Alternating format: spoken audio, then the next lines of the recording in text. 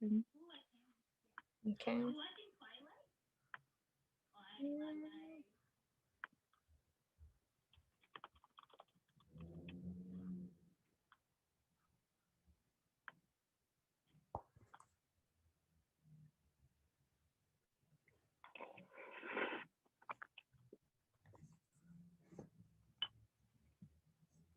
Okay, I also wanted to add a discussion item in new business and just talk about attendance. Sorry. Can I strike my officer report and both of my funds? Yes. Sorry. Striking your funds. And your officer report. Thank you. And can I strike Bruin Advocacy Grant?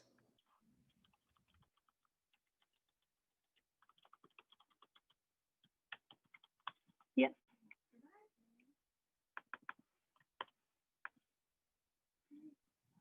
Can we strike capital contingency, please?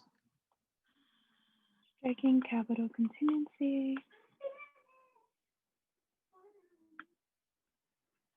Can you strike SFS, please? Striking SFS.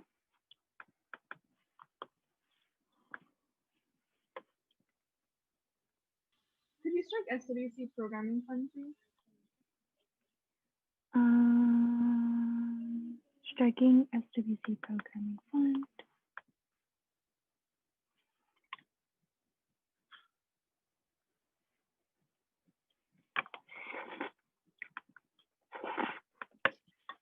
Are we striking stuff from the agenda right now? Yes. Could you strike ARC, please? Yes, we are. Striking ARC.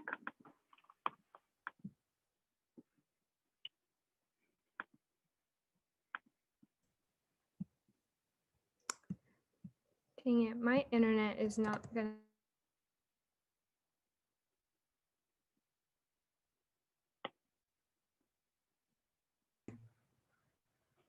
Naomi, do you want me to take over? Yeah, can you? Yeah, let me pull up the vote.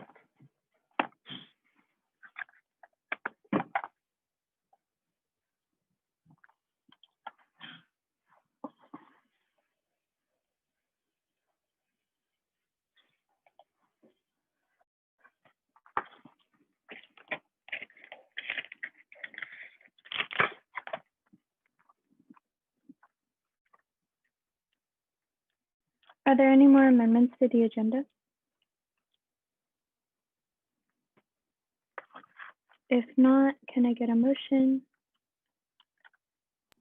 Motion to approve the agenda for December 8th. I second. Breeze motion, Sachi seconds.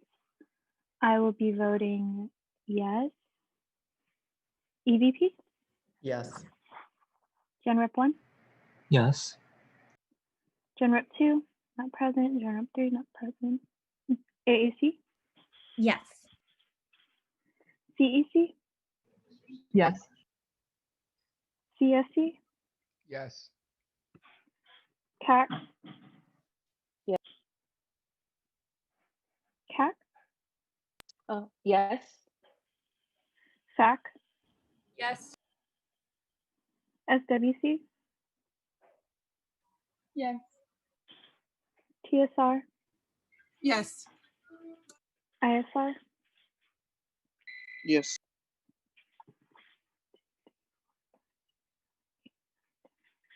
With a vote of 11 to 0 to 0, the motion passes and the agenda is approved for tonight. Moving on to the minutes. I hope everyone's gotten a chance to read the minutes. And if I could get a motion, it'd be great.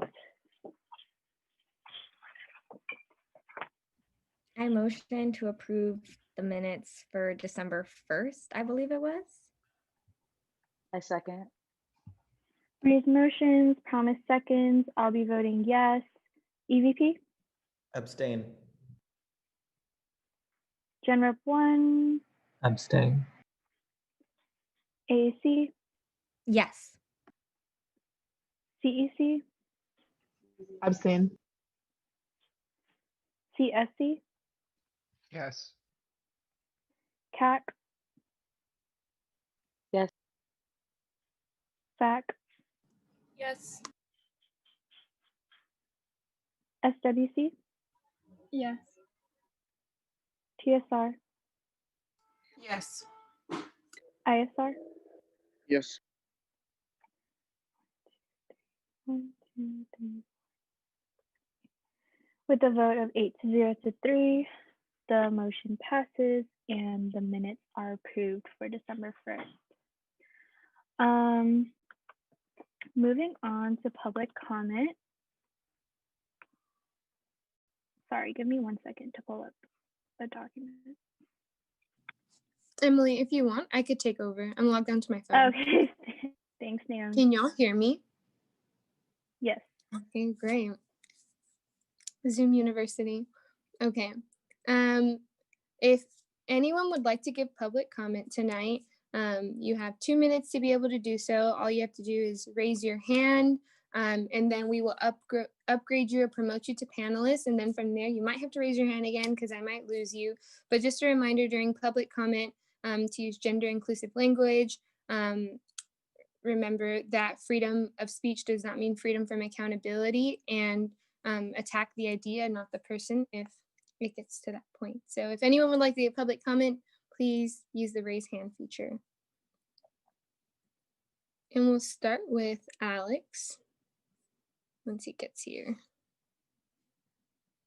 Oh, I'm sorry. Am I okay to go ahead or? Yes, you are. Okay, thank you. Good evening, everyone. Thank you for the opportunity to speak here today. My name is Alexander Berry. I work in the Office of the President as the Congressional Advisory Board Operations Director. And I'm here today to speak in favor of the adoption of the last two resolutions under the new business heading. Those are sort of collectively the resolution set, the CAB input resolution set. And those resolutions will allow organizations represented on CAB to send representatives to USAC and allow them to speak on certain resolutions that are under consideration.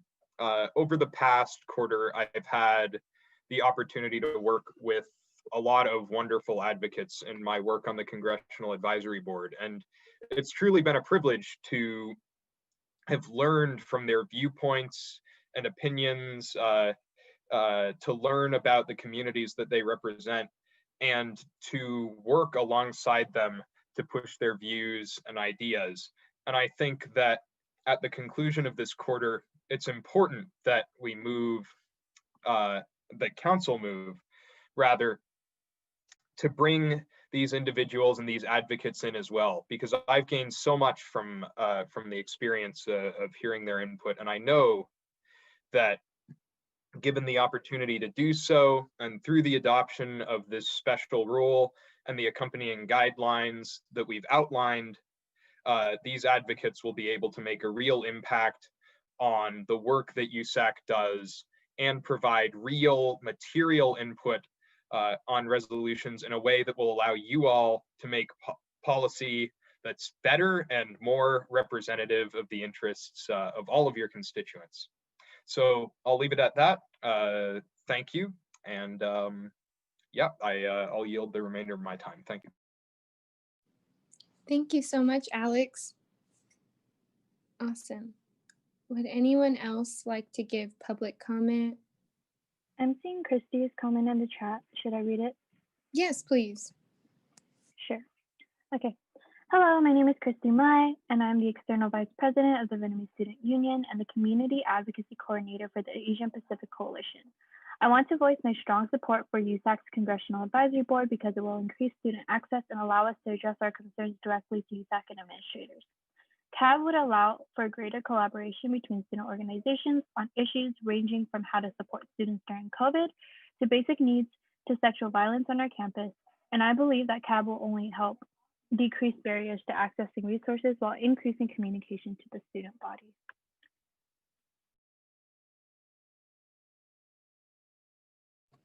Thank you, Emily. Awesome. And Angela, I'm promoting her to be panelist.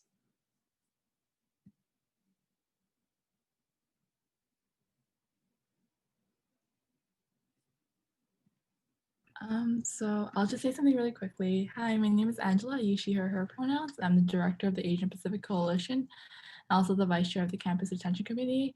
APC is a member of CAB, and I just wanted to share my support of CAB because I think it's incredibly important that USAC truly does serve and represent the diverse student body. CAB provides an opportunity to uplift and amplify the voices of student leaders who are already familiar with their respective community conditions. And I just wanted to thank Naomi and Alex for just starting CAB and giving us an opportunity to share our thoughts. Thank you. Okay, thank you, Angela. Okay, is there anyone else that would like to give public comment?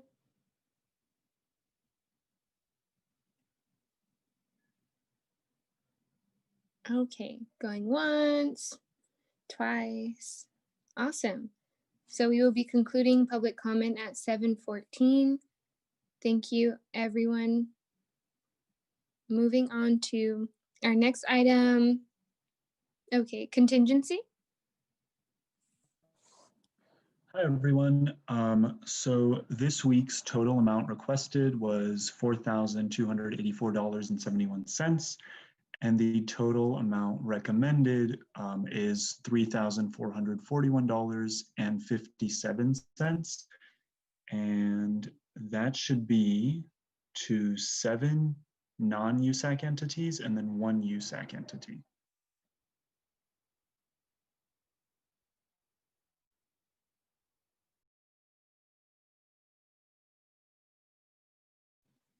Can I get a motion?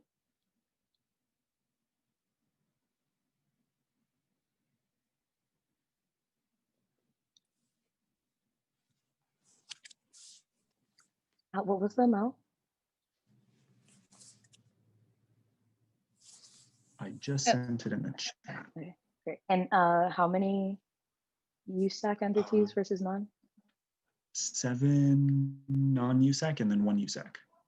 Okay. I motion to approve an allocation of $3,441.57 to 7 USAC entities and 1 non-use or 7 non-USAC entities and 1 USAC entity. I second. Awesome. Promise motions, and I think that was Sachi. Yeah, I'm just gonna go with Sachi. Okay. Seconds. Awesome. IVP? Yes. EVP? Yes. Gen Rep 1?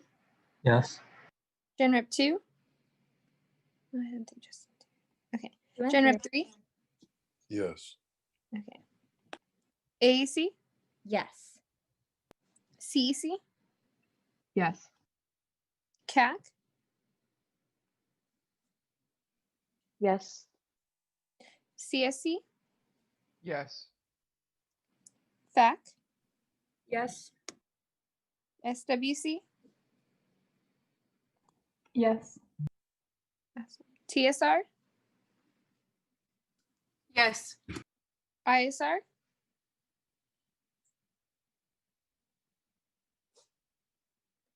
Is Bach here? ISR? I think he said he's stepping out for a bit. Oh, okay, okay. Awesome.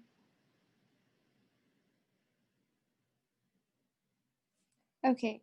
By a vote of 11 to 0 to 0, the motion passes and the contingency allocations are approved for this week. Thank you all. Okay, and then TGIF? Yes. Hello, everyone. So this week, TGIF looked at our CapEx funding, which is like our large infrastructural funding application portion. So we allocated $85,000 to ASUCLA for the implementation of the CalFresh compatible POS system. That's partial funding both from the application and like partial funding from the program as a whole. And for the additional amount requested, TGIF is just looking to ensure that the materials planned to be used are like sustainable and fit within our guidelines. And then we also allocated $3,000 to the funding of future TGIF positions. These are student positions of outreach, social media, and graphics in order to reach our goal of accessibility and engaging more organizations to apply to the fund. So yeah. Awesome. Thank you, Sachi. Okay. And next we have the USAC Seat at the Table initiative, special presentation. I believe we have the Pediatric AIDS Coalition here to present to us, so you can take it away. Yeah, hi guys, one second. Let me just share my screen.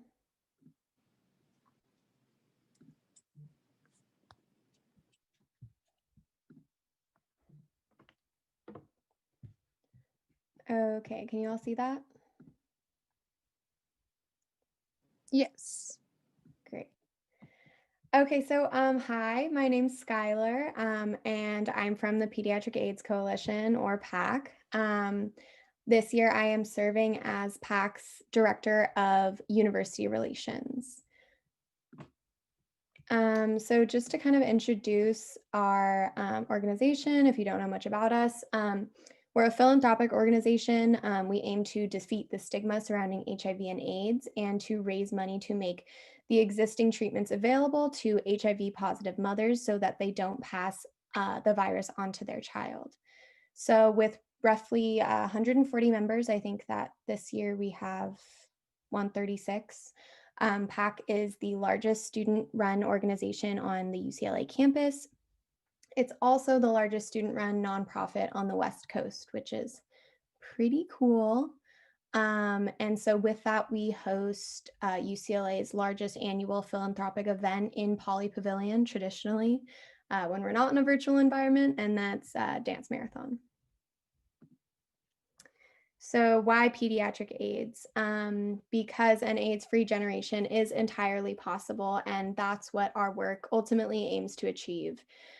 So essentially, children who are at risk of mother-to-child transmission of HIV are vulnerable when in utero, during childbirth, and when breastfeeding. So without treatment, the chance of contracting HIV, or the chance of an HIV positive mother passing the virus on to her child can be as high as 45%. But with the antiretroviral medication that is already out there and proper care during childbirth, doctors are able to reduce the chance of mother-to-child transmission down to 2%. Unfortunately, and the reason why we do our work as pediatric AIDS advocates is because due to widespread stigma surrounding HIV and limited access to HIV testing and holistic reproductive health care, still over 400 babies are born HIV positive every day. So just a little bit more about Dance Marathon, because this is essentially what PAC works towards the entire year. Dance Marathon is a 26-hour long event that, like I said, traditionally happens in Poly Pavilion. And it's a philanthropic event that aims to raise money and spread awareness in the fight to end pediatric HIV and AIDS and the stigma surrounding it. So when people register for Dance Marathon, they pledge to take a literal stand against HIV and AIDS by staying on their feet for the whole 26 hours of the event. And the way, they also pledge to raise a minimum of $10 for every hour that they're standing. So in order to participate in the event, you have to have raised the full $260. So on top of it being a philanthropic event, we also create an educational event or educational structure to it. So dancers, or the people who participate, are joined by our child sponsors. These are all kids who are either infected or affected by HIV and AIDS. We also have guest speakers and representatives from our beneficiaries. And this is all in addition to live performances and other activities that go on in the top concourse around Poly Pavilion. So it is in normal times when we're able to have it in person, a very interactive and educational event. So this is a picture right here from, I believe, our 2018, could have been 2017, dance marathon. That was our general committee for PAC that year, holding up the number for how much we raised. So in the past few years, we've raised over $300,000 that goes to our three beneficiaries. So our largest beneficiary is the Elizabeth Glazier Pediatric AIDS Foundation, or EGPAF. And EGPAF is a international foundation that is headquartered in the United States, but primarily works in sub-Saharan Africa. And they do direct service with clinics and communities there to provide treatments, to offer educational services and whatnot. Then 15% goes to the UCLA AIDS Institute. Fun fact about that, UCLA is actually where AIDS was discovered. And then the AIDS Institute was subsequently established here. And something that's neat about them being one of our beneficiaries is that each year we actually get to choose a study to sponsor. And then 14% goes to the Laurel Foundation. And the Laurel Foundation is a national organization that works with kids who are either infected or affected by HIV and AIDS. And they run camps year round. So there's summer camps, winter camps, after school programs, to really just give these kids a safe space to interact, make friends, when a lot of their daily lives is permeated by so much stigma that surrounds HIV and AIDS, whether that's because of their own HIV status or family members.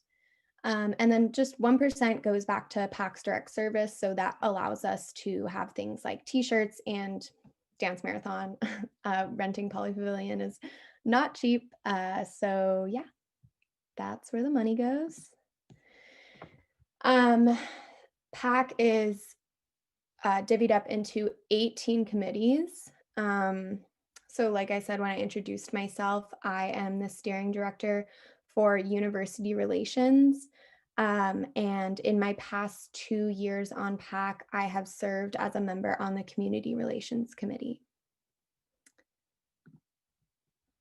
Okay, so the main reason why I was really excited to talk to you all tonight is because I was really happy to hear that you guys are giving clubs opportunities to voice their challenges that they're facing this year.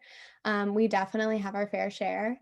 Our main challenge is figuring out how to plan and market Dance Marathon when there's so much uncertainty regarding like public health guidelines in the coming year. Obviously, things have just been changing on a weekly basis. So we're still having a lot of discussions about what we actually want to plan for. Excuse me. We've been kind of hoping to have some type of hybrid in-person virtual event if that's possible. And obviously like the in-person components that we've been talking about right now have been like considering social distancing, or if it could be like a drive-through type of thing. We don't really know. And that's part of the problem. So then the flip side of that is if we entirely scrap this hybrid event idea and we commit to planning a virtual event, the question remains, what will that look like?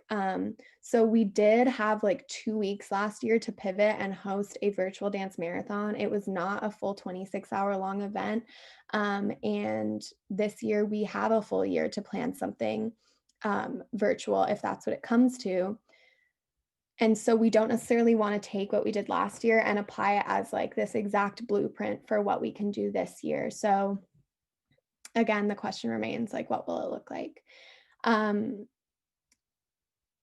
this is really tough because we don't know how to market an event. We can't market an event that we don't even know what it's going to be. So this will impact the amount of dancers that we're able to register. It's really tough to ask people to spend a $10 or $15 registration fee and raise $260 when they don't even know what they're getting out of this event. It's really difficult to get corporate sponsors that we've had in the past or new ones because we can't exactly pitch them an event that doesn't have a clear plan. It will impact the overall experience for our child sponsors. So these are the kids from the Laurel Foundation who come to Dance Marathon traditionally. And it ultimately will impact the amount of money that we're able to raise for the cause. So I apologize, this slide and the next are both really dense, but I essentially have just compiled some quotes, just like some verbatim quotes from some of our steering directors for regarding their committee specific challenges. So I'm just going to leave this up for a second. You guys can like look through it if you want. Some major things that stand out to me, I've already kind of covered. The corporate relations are really impacted. Internal relations, it's really difficult. I think this can be said for any student-run organization or any organization. It's really hard to facilitate an internal community. And we do have new members. So there are a lot of people who still don't really know anybody on PAC. And yeah, it's just hard to facilitate the same community that we have had in past years. For finance, it has been difficult for the committee to apply for grants and receive funding that they normally do because our program has changed and our schedule has changed, and the traditional USAC funding process doesn't work as well with being virtual. She said that it's relatively slow and requires really solid plans on our part, which, like I've already talked about, has been a major challenge for us. It's harder to connect with other student organizations and create meaningful relationships there. And then for our operations committee, it's difficult because while right now they're able to, create all our Zoom links and do all the virtual logistics that need to be done, as we start to plan for hybrid events, if those are able to happen, the committee still has to work around physical deadlines that UCLA has for like getting permits for or like reserving spaces. But it's like if we can't plan these events until we know that anything can be in person or socially distanced, then we can't apply for the permit before then. Yeah. So these are some committee specific challenges. Despite all that, we do have a lot of initiatives on the table for this year. So the first one being Dance Marathon in one form or another. And we've already started our first stage of like our registration drives. And part of that has been essentially like offering student organizations or clubs who are interested in being in possibly working with PAC throughout the year. So co-programming with us on other events and essentially like joining our network to offer them one free Dance Marathon registration for a member of their organization. So it's not like getting them registered right now, but it's saying like, hey, connect with us, join our network. Let's do something together in the meantime. And then when we know more about Dance Marathon, here's a free registration code. So despite all the challenges with corporate relations, they're still working on their Dance Marathon sponsors, trying to put together a silent auction, working with Duffel and CEC potentially. We also have had a more engagement focused initiative as like an entire organization. And so on our public relations front, that committee is really trying to organize PAC around HIV specific advocacy and activism in the community, connecting with different media outlets and speakers, and just like really working to keep the PAC's general committee up to date with current events. Our community relations committee is working with high schoolers in virtual ways, outreaching to other colleges, trying to get other college students from other colleges registered for Dance Marathon, connecting, and they're connecting with members of local organizations. Recently, last week, we had our Cause Awareness Week, and one event that was put on was the Community Forum Night. It was a huge success. We had somebody from the UCLA AIDS Institute. We had somebody from the LA LGBT Center, and I'm forgetting the third panelist, but it was a huge success. So they've done great stuff. Kind of touched on this, but co-programming events with other student organizations. I saw Christina's here. We recently joined the Student Health Network and finalized our role as an SWC affiliate. And yeah, working on facilitating internal social culture. Sorry, I'm just kind of like reading off this here, but there's a lot of stuff we're working on. We're also creating videos, like promotional videos, marketing videos. And yeah, that's us. That's what we're doing. That's what we're facing. And thank you so much for having me tonight. And I'd love to open it up for any questions. Awesome. Thank you so much, Skylar. Does anybody have any questions for PAC and Skylar? Sachi, go ahead. Yes, hello. Thank you so much for your wonderful presentation. Just out of curiosity, I guess this is a question for like past years and then also like maybe like what you're doing this year. But just like considering the nature of like the in-person event where students are like required to stand up for 26 hours, like were there any specific accommodations made to include students with disabilities in that like physical environment? And then for the like potential like virtual environment, do y'all have any plans on like how to accommodate students with disabilities as well? Yeah, so one thing that's really awesome about being able to do this event in Poly Pavilion is that there's a lot of like built-in accommodations in the physical arena itself. So regardless of any physical disabilities, students are totally able to be on the dance floor, make their way up to the concourse, participate in all events.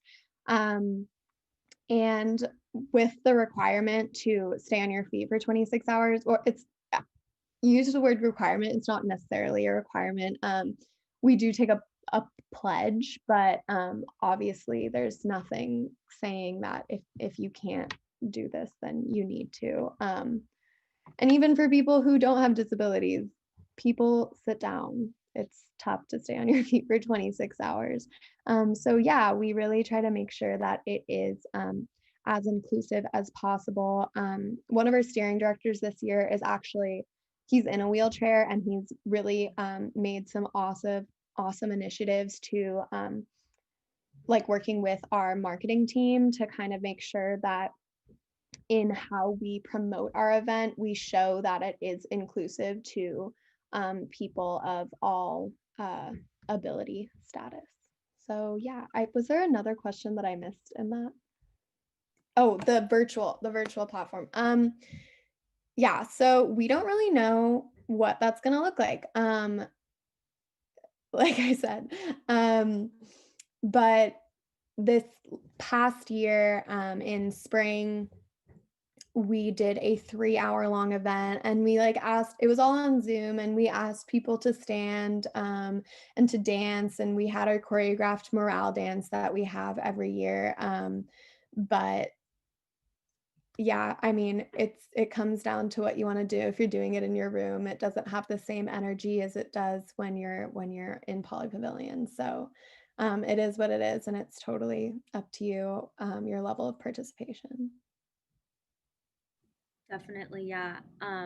I just want to like offer up our office as well. Like if you all are entirely virtual or even just like any part virtual, like we have materials that we've developed to help USAC and other orgs with online accessibility. So we are like happy to share that with you and talk with you about that. Yeah, that'd be incredible. Thank you.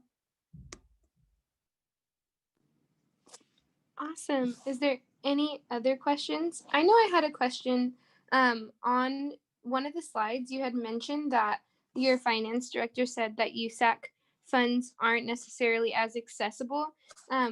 Would you mind like expanding on that in any case that we might be able to help with that? That might be something that I'd have to get back to you on. She's mentioned it a couple times. I think part of it, and she said, here, let me go back to it because I really just copied and pasted these quotes that people sent me.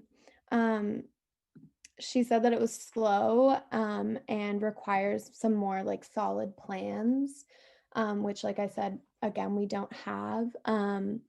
And then I don't know if this necessarily applies, but one thing that has been difficult is with depositing checks because now everybody or most of us have gone back home and aren't near the UCLA campus. And I think I'm honestly like grasping for straws here because I'm just trying to remember things that she's talked about in meeting before, but I don't have a full understanding of the process itself. But yeah, she said something about how depositing checks is a little bit difficult. I'm sorry. I wish I had more. Yeah, no, that's fine. And also too, if you like talk to her or if she needs any other support, she can feel free to reach out to us and we can try to help her with that process because online funding is a challenge, but there are folks who are really willing to help make it more accessible, especially considering that we know that student groups are going to have to make most of their events, if not all of them, virtual for this year. So we're here to support with that for that too. Totally. Thank you so much. I can see if she's available sometime soon to talk to one of you about that. I think Yeah. that'd be really great. Awesome. Any other questions from the group? Okay. I just wanted to note that Christina also serves on different task forces. That always gets me. Different task forces on things regarding COVID-19 and just issues regarding COVID-19. And we are trying our best to keep the student body up to date on what's going to happen in the spring, whether or not we're going to be able to come back. It's still up in the air. If you were planning this for winter, we would tell you that you should like plan for it to be completely virtual, but we're not sure what spring is going to look like. But I would really encourage a virtual event, if anything, just given how everything's looking. I think that's definitely what we're leaning towards. There's still a lot of planning to go into that. What was I going to say? I think the initial drive behind doing a hybrid event was that, well, first of all, I was incredibly hopeful that spring will be somewhat like back to normal, but also just because I think people have experienced a lot of fatigue with like signing up for virtual events. And from a marketing standpoint, we were worried that it would impact the overall participation and reach and all those other things associated with it. But yeah, it was hopeful. And we'll just like really wait and see how things turn out by then. Of course. Well, thank you so much, Skylar, for coming in and presenting to us today. Thanks, you guys. Thanks for listening. I really appreciate it. Awesome. And if you want to stick around too and participate in any of the conversations, we'll be talking possibly about the vaccine later too. So like if you want to stick around and engage in those, that would be awesome. All right. Thanks so much. Yay. Awesome. Moving on to our next item on the agenda, we have our CalPERG quarterly update. And I will pass it off to, I'm going to pass it off to Prob. Thank you, Naomi. Hi, everyone. Well, first off, I did want to say, I think it was Skylar, right? I don't know if you're still here, but it was really great to see all the work that PAC is doing and striving and planning to do right now. I'm sure all my board members also agree. But yeah, hi, everyone. I want to start off by, first of all, saying thank you so much for having us. And also thank you for working with us this quarter on our campaigns. We really do absolutely love working with all of you, and we're really excited to just keep strengthening our relationship and our friendships with all of you.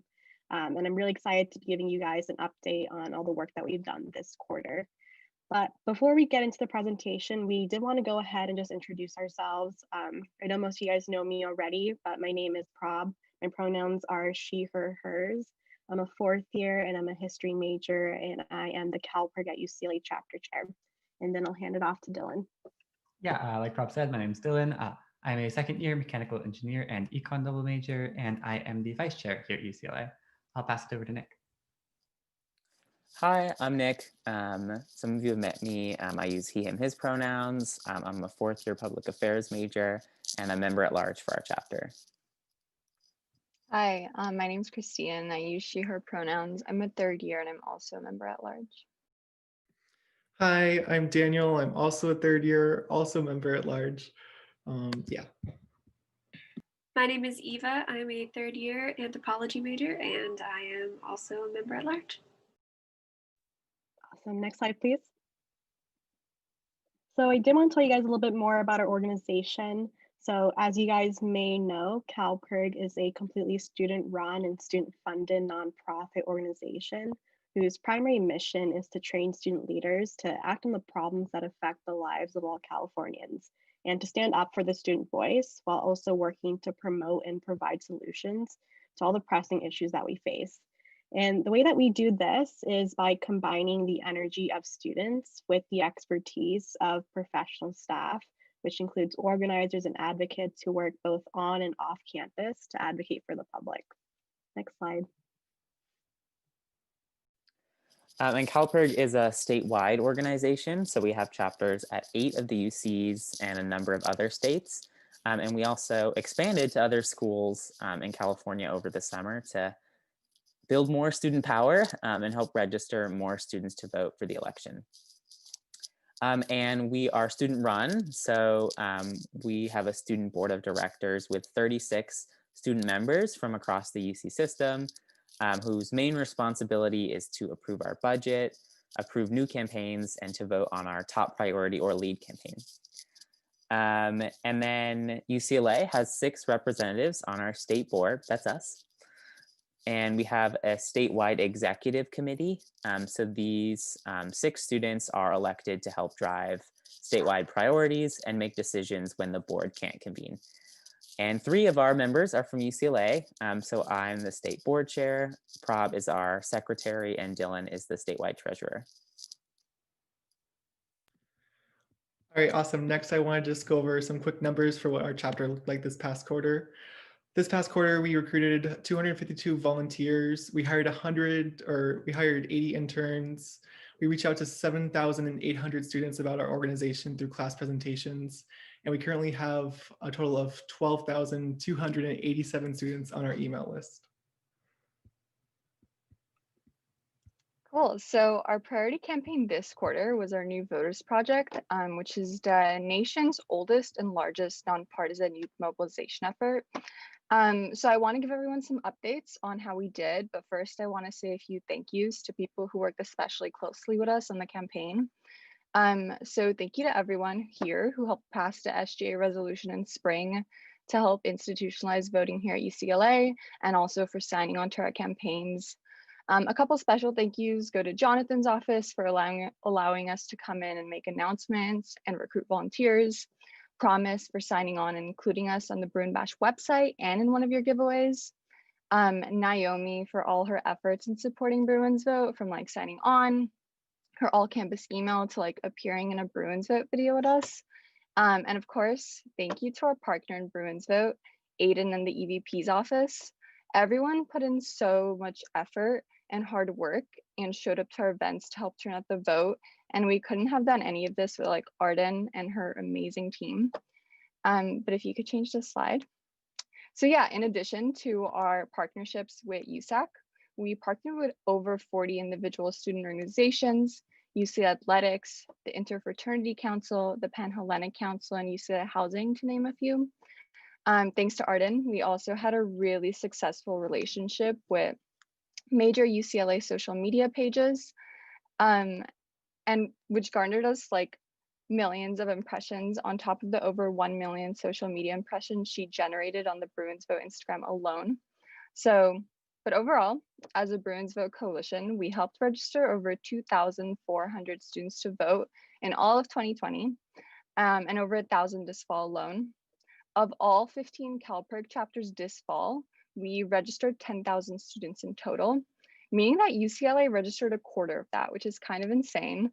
So while we didn't hit our goal of 2020 in fall 2020, statewide, we did as well as 2016 and better than 2018 despite the pandemic. And here at UCLA, we were second in the ballot poll. In terms of get out to vote numbers, we made over 2,800 phone banking and text banking contacts, and phone bank for 736 hours, which helped us make 547 individualized get out to vote plans. And this was the third most hours of phone banking in the country for the student PERGs, and we're running in 15 states. So this just goes to show like how hardworking and dedicated everyone at UCLA, CalPERG, and Bruins Vote is, and how important our partnerships were with all of y'all. But thanks for listening. Moving on. So as for our other campaign highlights, this year we participated in National Hunger and Homelessness Week. We reached out via social media to raise awareness about UCLA basic needs resources. We raised $2,796 for food banks all across California. We showed support for a COVID relief bill by sending letters to Dianne Feinstein and got 65 calls into her office.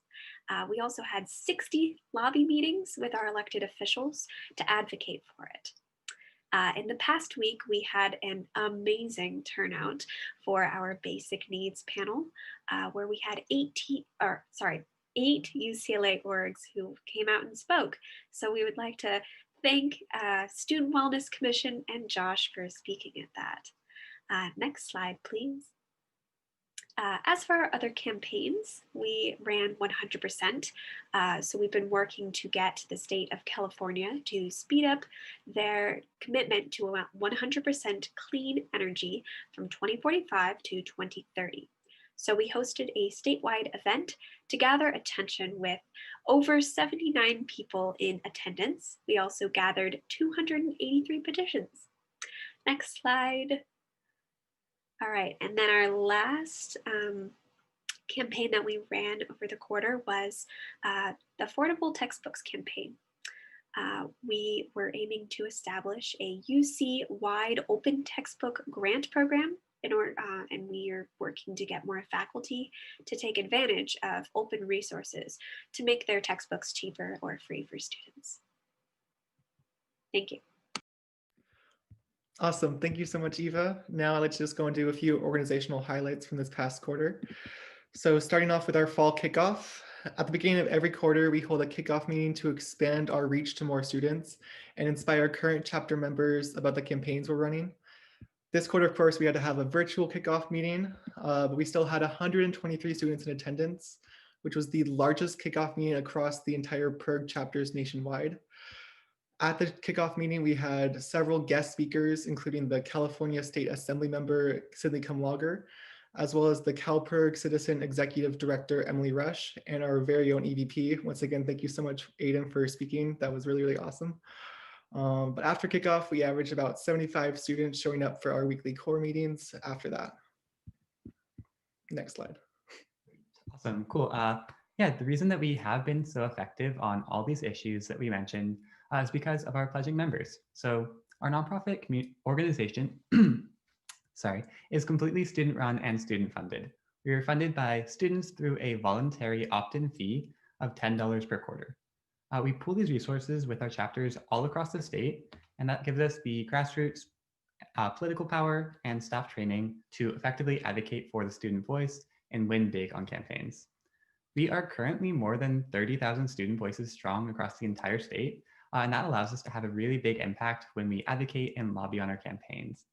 We are also required by our contract with the university to have at least 10% of the student body pledged to demonstrate that we have enough student support to keep our chapter on campus and continue to do the work that we do. Currently, as you can see on the slide, we have 4,300 students pledging at UCLA, which is a little bit over 13% of the student body. And this quarter, we ran our pledge drive remotely to continue to build up student power, and 460 new members joined our organization. Next slide. Cool. Next quarter, we're going to be running 5 campaigns. So the lead campaign that we'll be working on in chapters across the entire state is our 100% campaign. We'll be working to commit the state to 100% clean electricity by 2030. Here at UCLA, we're going to continue to work on making textbooks more affordable across the UCs, institutionalizing voting at UCLA, and ending oil drilling in California. And then we're also starting a new campaign to address antibiotic overuse by urging Wendy's and other big companies to use sustainably sourced meat. So yeah, that's everything we have. Thank you so much for letting us present. If possible, we would love to take any questions that you have. Thank you so much. And I love the animals in that picture. Does anybody have any questions? I can't see any. Okay. Aiden, go ahead. Yeah, thank you so much for that great presentation and for all the work that you've done this quarter and for the great partnership that we had on Bruin's Vote. I mean, hearing those statistics is something that is just really exciting. And you know, as I've told you before, I don't think anybody registers students to vote like CalPERG, and you really proved that once again this quarter and with this election. And just moving forward, wondering how we as USAC can continue to be supportive in your advocacy campaigns at the start of the next legislative session. I mean, we absolutely love working with EVP Aiden, and we love working with UCSA as well. We'll definitely be reaching out to you guys, setting up meetings with the legislative session starting. And we would also love to help you in your endeavors as well. Like, please don't hesitate to reach out. We do want to collaborate with you. But we are looking towards our 100% clean energy campaign, where we're working to get the state of California to commit to 100% by 2030. I think Dylan maybe mentioned this, but we worked on that campaign earlier on with SB 100 when we got the state to commit to 100% by 2045. So that is something we are definitely looking at. And I believe with our other campaigns, a lot of those are focusing on like organizing on the campus level. And then I see Naomi has a question. I'm not sure what CAB is actually, but hopefully that answers your question.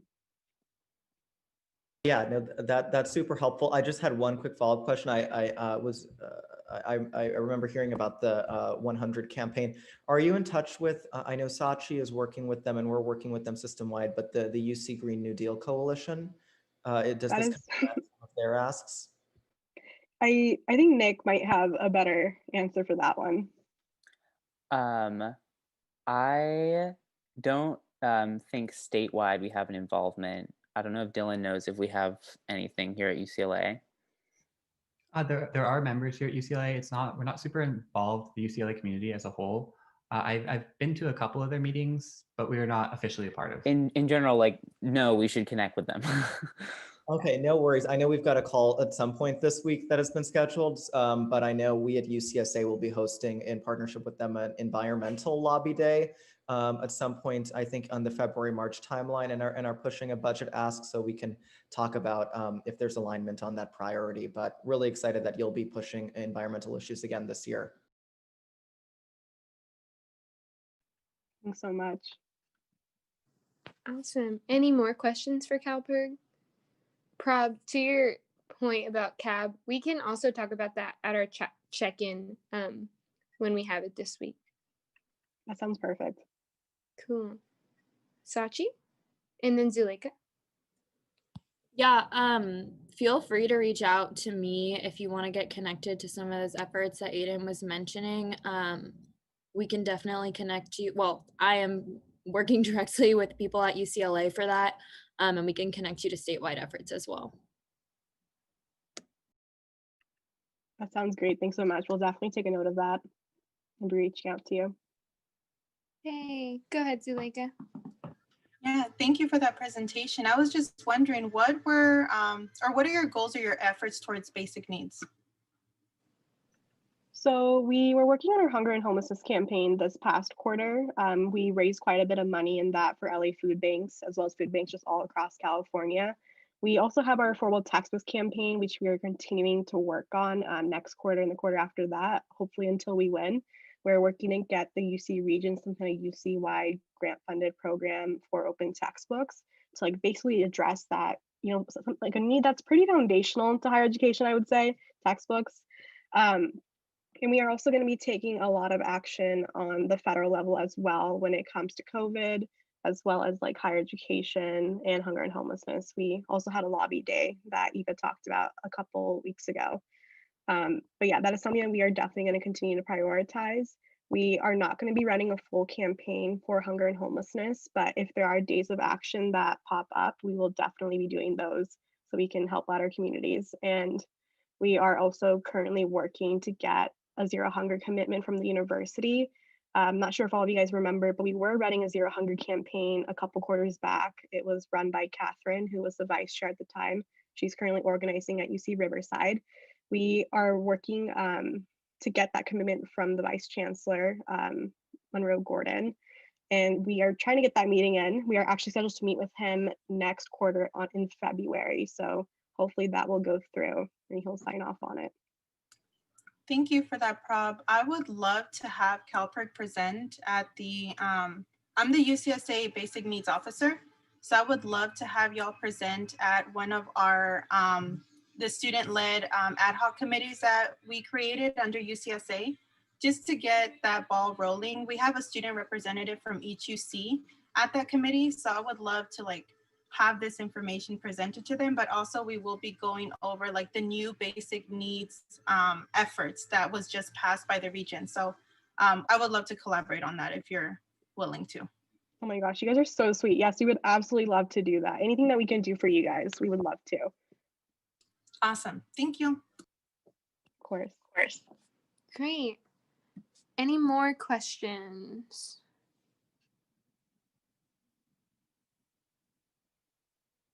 Okay, seeing as there's no more questions, CalPERC, thank you so much once again, Prob and team, for coming out and presenting to us, but also for all the work that you all do and being so persistent in everything. So thank you all so much. Thank you guys. It's always an ego boost whenever I talk with you, so. We're glad to hear it. See y'all soon. See y'all. Okay, great. Okay, moving on to our next item on the agenda. We have elections board stipends. Alfred, I don't know if, has he been upgraded? Oh yeah, he is. Okay, I see you. Go ahead.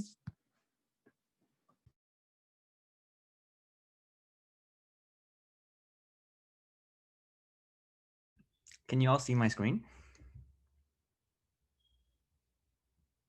Yes. Okay, cool. Okay, let's start then. Hi, council members. I'm going to be giving a brief presentation today to increase the stipends for the elections board. I want to make it clear from the outset that I'm not asking for more money from council, but rather asking instead for your approval this year to redistribute funds that's currently allocated to the assistance line item in the elections board budget. Okay. As of now, in the stipends for the directors and for the vice chair, the stipends for the directors and vice chair is $80 per week, which is supposed to increase to $86 per week after next year. The chair stipend is $110 per week, which is supposed to increase to $126 next year. That's going to leave the elections board with $4,236 in surplus in the assistance line item that was intended for staffers in the first place. The reason for this surplus is mainly because I merged some committees that does overlapping work to streamline the elections board work this year and make sure that we do efficient work. So that's why I am proposing for a redistribution of the funds in the assistance line item to increase the stipends for the coming year. For the directors and vice chair, I'm proposing an increase from the previous $86 per week for directors to $112 per week instead.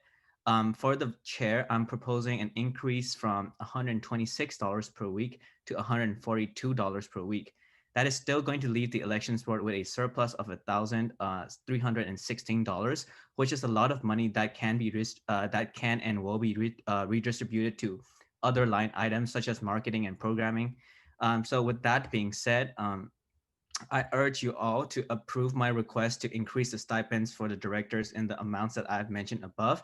I'm not asking for a formal amendment to the stipend guidelines that sets the stipend ceiling for elections board, but I'm making a special request to council to increase the stipends for this academic year because the future chairs may not choose to merge committees. And in that case, the surplus is not going to exist in those cases. So this year, our work is even going to be even more challenging given the premise and context of a fully online election that really requires a lot of extra work and effort to push out outreach, engagement, and devise new solutions to manage the elections process. In addition to that, with the merged committees, each of the elections board executive committee members have much more to contribute to the elections process and to make sure that we complete our responsibilities.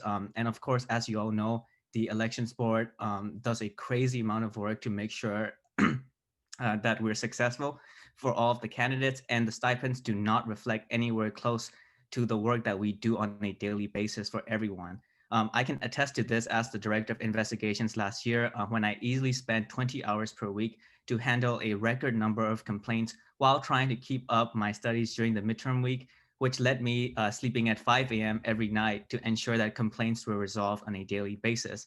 My mentor and predecessor, Navi, spent more than 40 hours per week to oversee the elections. So that's why it's essential that my staffers and myself are more adequately compensated for their hard work. And I'm just asking for a redistribution of the funds in the assistance line item that we currently have for the funds that's allocated for the staffers in the first place. I'm not asking for any more funds, but yeah, that's it. That's just like my short presentation. And I'm happy to answer any questions that any of you have about this. Thank you so much, Alfred. Dr. Geller, would you mind addressing the point that we discussed? Sure. So I think it's important. One of the things that we've discussed with council on numerous occasions, beginning with the training we did for you over the summer, is the concept of conflict of interest. Conflict of interest being when you benefit from an action you're taking. It's why you don't vote on funding for your offices, for example. When we look historically at the processes for increasing stipends, council has never voted to increase its own stipend. They voted to increase stipends for council members beginning the following year. If we follow that model, if you believe that the election board budget has sufficient funding to meet all of its needs, to handle its marketing, to handle any reimbursements of expenses to candidates, and the cost of elections itself, and you believe it's appropriate to increase stipends for the members, there's no concern with the chair bringing forward requests for increases for the others on election board. But just as you would never be able to bring in a request to raise your own individual stipend, but you might bring in requests to increase the stipends for those on your staff. So it's appropriate for Alfred to request increases only for the others on election board, and not for himself, if that makes sense. Right. Would it be possible for then, like, council to also request Alfred's stipend to be increased? If there's a belief on that it should be, then yes, that needs to be initiated not by Alfred, but by someone on council. Okay.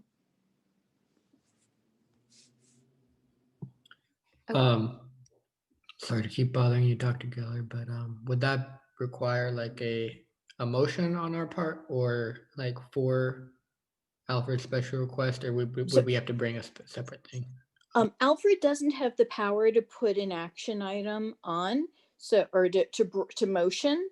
So whether he brings this proposal forward or one of you bring it forward, there actually will need to be a motion from a council member, a second, and a vote in order to increase stipends for any or all of the election board.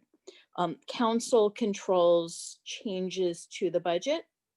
So he makes proposals, but if the budget's going to be changed, you all will have to vote to approve it. Got it. Okay. Thank you, Dr. Geller. Justin, did you want to ask, was that your question or did you have another one? I don't have my other one anymore. Oh. Okay. And before I call on Promise, Patty, would you want to? Yeah, I just wanted to, I know Alfred had mentioned that he's not looking to change the actual stipend guidelines that these stipend amounts would be issued from. So just, you may want to clarify that if you are making the change, that is for this year, because it would affect your bottom line budgets if you choose to change the allocated stipend amounts, because this is how we choose to budget out all your assistant lines. So if you're making adjustments, it would also impact your future budgets if you're changing it in the guidelines. So you just want to make sure that's clear if that's not what you're trying to do. Could I, yes, like about this request, I'm just requesting for this year specifically, because it could be very much possible that future election board chairs, they might not choose to merge and streamline committees. So in that case, the surplus is not going to be that's not going to be present in it's not going to be present in the assistance line item. And in that case, I would have to ask for more funds from council. So, but then I'm just asking for this year specifically because I chose to merge the committees so that there's a lot of surplus left in the funds, which I thought would be appropriate to increase the stipends for my directors. And if at all possible, like it's fine if my stipend doesn't get increased, because at the end of the day, all I want is for my directors to be more adequately compensated for the hard work that they do. It's completely fine if my stipend is not increased, because I came into this role not too much for the money, but just to make sure that I can run elections very well. But I do really want my director stipends to be increased to reflect the amount of work that they do on a daily basis. Okay, thank you, Alfred. Patty, is that not reflected in like the special line item? The fact that that we're naming it a special request for redistribution of funds? Like, how do we ensure that that doesn't affect next year's allocations? Yes, that should be fine. I just want to be clear that you're not changing the guideline document. Right. Okay. Awesome. Okay. So we'll go Promise and then Bacher. Justin, was your hand still up? Oh, okay. Okay. Yeah, so, okay, so my question, I guess, was at first partially for Alfred, because I definitely do think that people should be reimbursed for, or not even reimbursed, like compensated properly for the work that they do. And like, I don't think that the weekly stipend as is enough in the first place. But I was just wondering like if the combined amount that was for assistance, this amount is remaining, why not just allocate everything? Or if it was specifically in the assistance line item? Yes, I actually went for me, I went for a more modest increase in stipends. I can increase it more. I was initially thinking about 115 for my staffers, maybe more, but then like I wanted to bring it to a proposal that's, I want to bring up a proposal that would be easier for council to approve, because I don't want to recommend something that's a lot and then council won't like it, and then it won't get approved. That's why I Right. choose to leave some funds there, and also just in case that other line items like marketing and advertising might need the funds, so that I will be able to redistribute these funds. And also at the end of the year, some of these funds in assistance will be saved for staff appreciation, especially for the staffers who do a crazy amount of work for the elections board. And I just want some way to thank them for all of their hard work that they do. Okay. Thank you so much. And I guess like, excuse me, I guess the next question, or it's just like a question in general. I understand like the conflict of interest um like issue, but at the same time, since this was already in the assistance line item in their budget, which is like for stipends and like compensating staff, I'm unsure of why it should be an issue to be able to advocate or like inform of an increase. I guess like anyone could answer that. Yeah, maybe if one of our admin reps could answer that. I actually had wondered the same thing at first.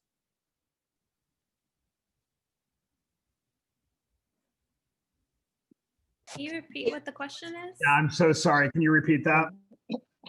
Well, yeah. So the questions is because this is already like the amount that he's asking or saying that he would like to increase. It's already coming from the assistance line item in the budget, which is set aside for usually stipends and paying officers. So I'm confused as to why like requesting or saying an increase for the stipend like would be an issue or would cause a lot of issues like in the coming years as well.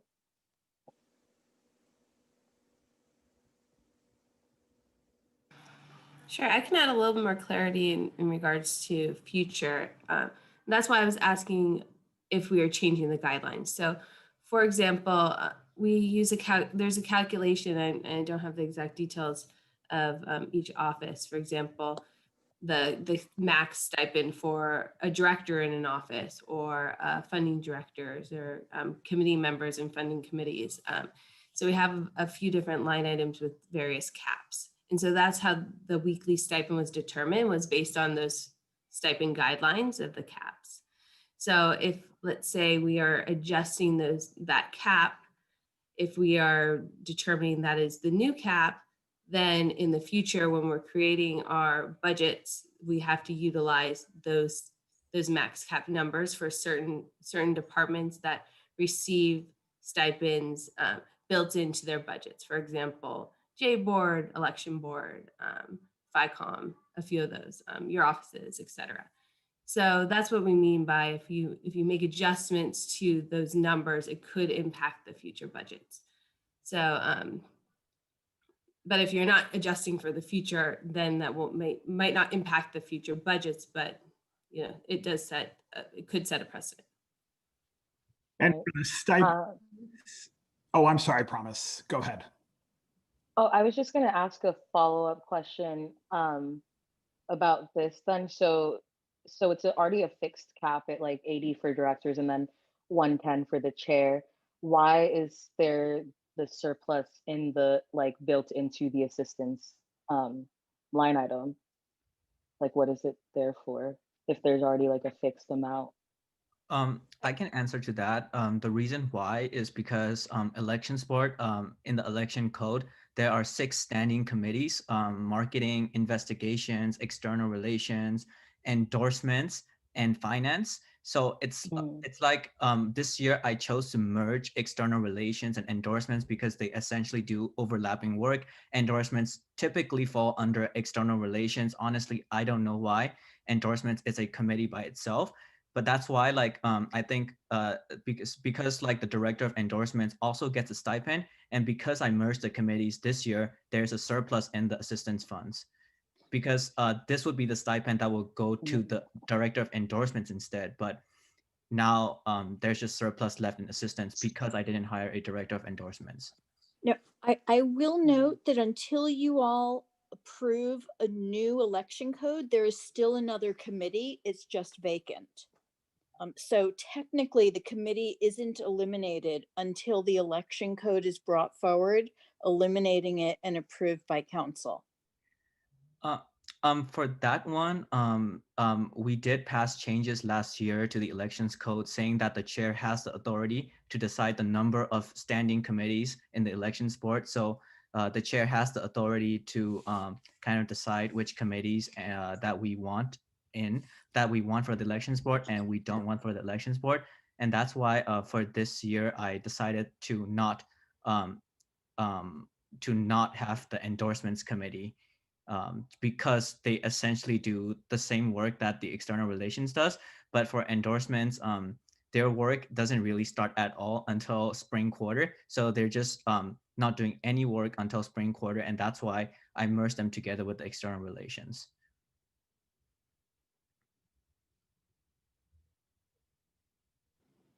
Okay. Bacher? Hi. Yeah, on the topic of like stipends in general, I think we all agree that staffers in general are like don't get like something in return to like them what they actually really do. In and in regard to the conflict of interest, like I just opened the bylaws. So first, it states that if there's improper like benefits, and I don't think that this would be defined as improper benefits. Um, and in addition to that, it states that whoever like have a conflict of like or a possible conflict of interest, that they should bring it forth in front of council and disclose it, which is what's happening right now. We have a full view of what's happening and if there is any possible conflict of interest. And lastly, it says that if there is a conflict or like a possible conflict of interest from a member, then they shall not be vote. It does not say that they shall not like bring forth like a suggestion or something or a proposal. And since Alfred is not voting on this, it's basically us. So regardless of who brings the proposal, the decision to give this amount of stipend or this benefit lies with council, and none of us do have a conflict of interest. We're aware of any right now. We're aware of any possible conflict of interest from Alfred's part. So I don't really honestly see any like point. I mean, right now it's just technicality, and even that technicality, I don't see why it's really important, since we are not violating any of our bylaws.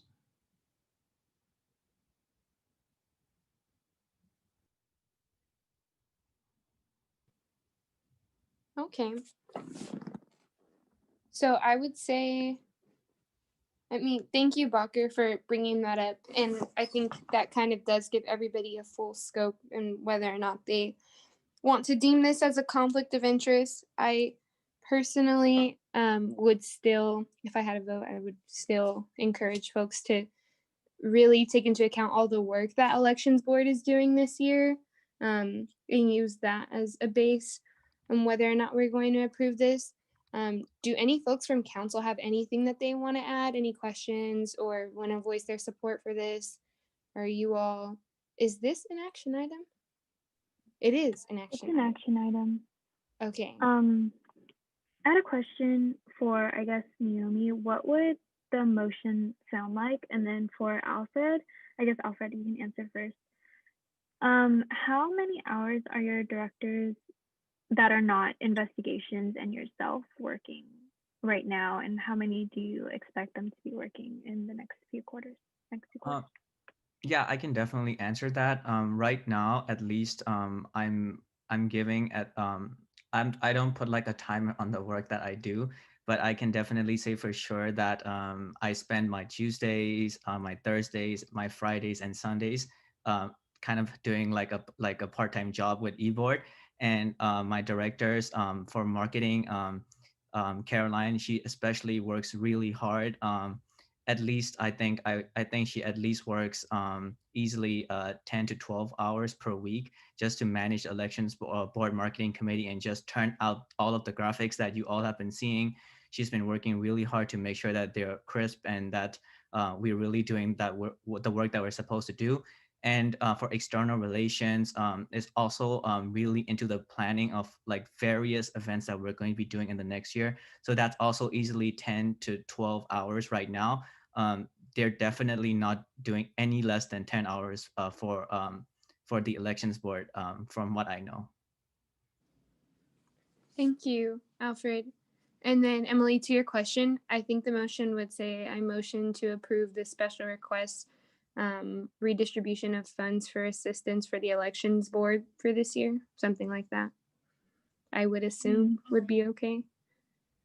And then promise. Yeah, so I guess yeah, I just wanted to express support for this for this special request. I think it's super important to compensate people for their labor, and especially right now in a pandemic, when so much is going on, um, and people still choose to give their time to doing this work and putting um, in this work, it's super important to at least give any financial assistance that is possible. Um, and I think it is only right to give, when there is the ability to further compensate folks, that we do. So I definitely just want to voice my support for this. And I want to also voice my support for Alfred getting also an increase. I understand it may seem like a conflict of interest, but at the end of the day, he should be compensated for his labor as well, and should be properly compensated for his labor as well. I genuinely think it is only right. And in everything that he has been doing over this past quarter alone, I think it shows us all that Alfred is putting in so much work, and he just genuinely deserves to be compensated. So yeah, that's what I'd say. Thank you, Promise. Breeze? Yeah, I just wanted to say, I second that as well. Definitely don't believe in students not being compensated. And I know how hard you work, Alfred, nonstop. And I know you even go to the extent of private messaging me to make sure that we get in our stuff. And I appreciate you so much. So I definitely would support Alfred also getting a raise. And yeah, I just think it's so cool how you were your director should get it. That's so sweet. But yes, you should definitely be compensated, and your pay should be increased as well. Thank you, Breeze. Alfred, I had one last question before I beg someone to make a motion.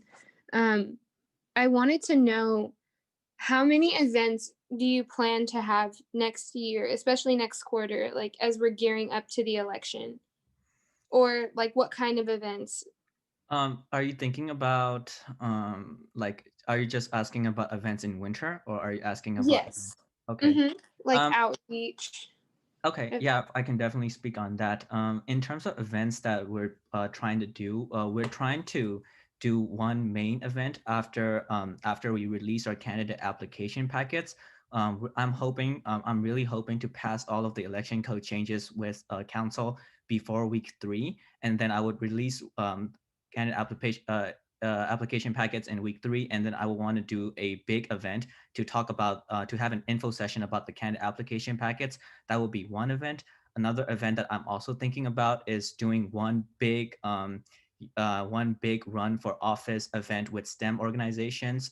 That is one thing that's in the works for collaboration. Another thing that we're planning about is we'll be reaching out to mother organizations to also have an event with them to encourage students from their populations to run for office. Another thing that we're doing is we're also planning one event with Greek life organizations, because in the past, the Greek life organization outreach has definitely stooped in the last year or two. So that's the 3 main events that I'm planning to hold. And all of these will be live streamed and will be available for viewing for the entire student body. But yeah, like right now I'm thinking about, if we add them all together, I'm thinking about 4 events for winter quarter, and I'm thinking about spacing them out a week each, just so that we have adequate turnout in each of them. Okay, thank you. I guess this is like, I don't know if this is for now, but I just wanted to mention that I think one thing that I would hope your board can put on your radar is just encouraging and like getting out the vote period, not just like having folks run, because ideally like there's only 15 positions and this isn't necessarily for everyone, and I don't want the only message students to get is you can run. I want them to also know that they are empowered to choose who they want to represent them, if that is the case. So just wanted to put that on your radar too. Of course, Naomi, and as you know, that's all going to be done in spring. We're going to be really just driving that effort to encourage students to vote for their elected student representatives to make informed decisions. And just like in spring quarter, we'll be really pushing out the platforms for candidates, what they're trying to run on. We'll be providing different methods for them to advocate for their platforms. And we'll be really pushing out that message to vote for these student elections. And we'll be trying our best. That's definitely, I definitely am not just going to do the outreach in winter quarter and not do the same in spring quarter. I think in spring quarter, the work is even going to ramp up further. So definitely I got you on that. Thank you. Okay.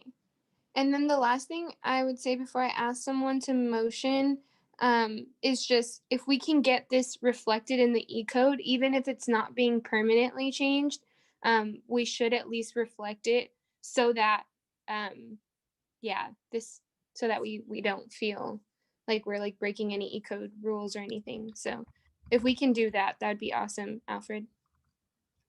What did you say again? I kind of lost you for 10 seconds there from my audio. Yeah. Oh, okay. Making sure that the stipends and the consolidation of your subcommittees are in the E-code.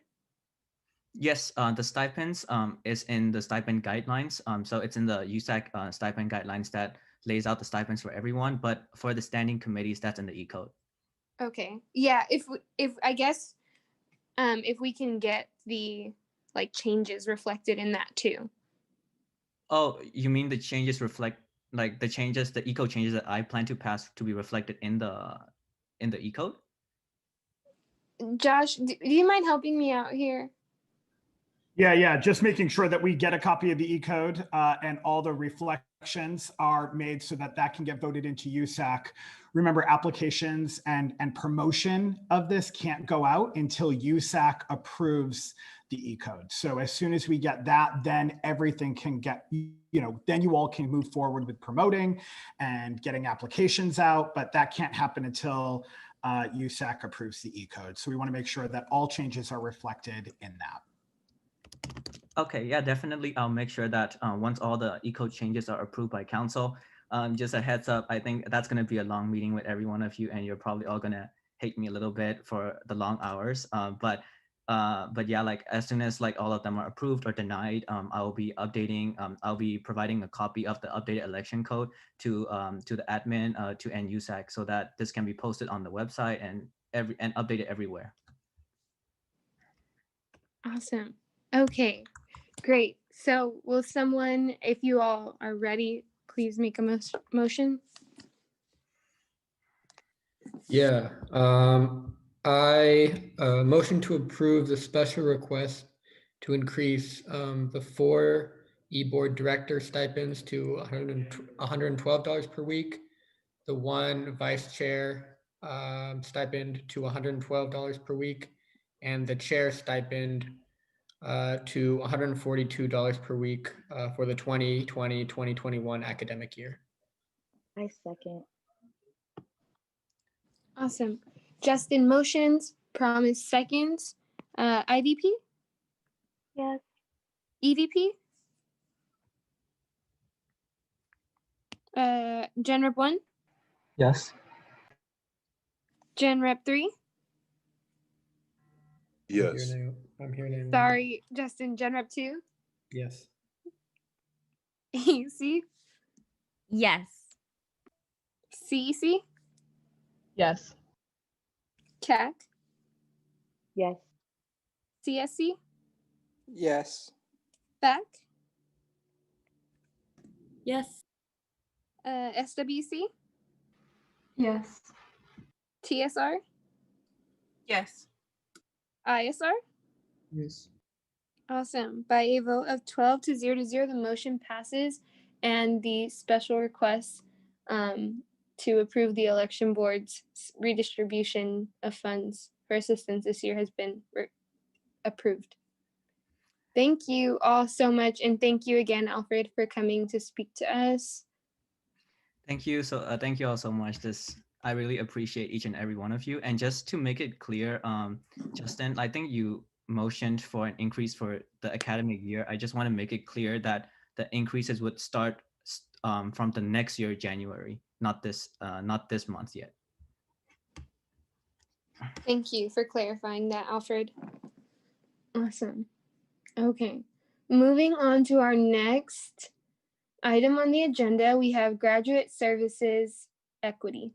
And we have JP, who is the graduate student president this year. He's been awesome to work with. I don't know if you're here, JP. I think I also see Letty too. I'm just gonna hand it over to y'all. Yep. Yeah, we're both here. Hey, USAC. It's nice meeting you all. Maybe I'll just introduce ourselves. So I'm JP Santos. I'm a fifth-year PhD candidate in electrical engineering.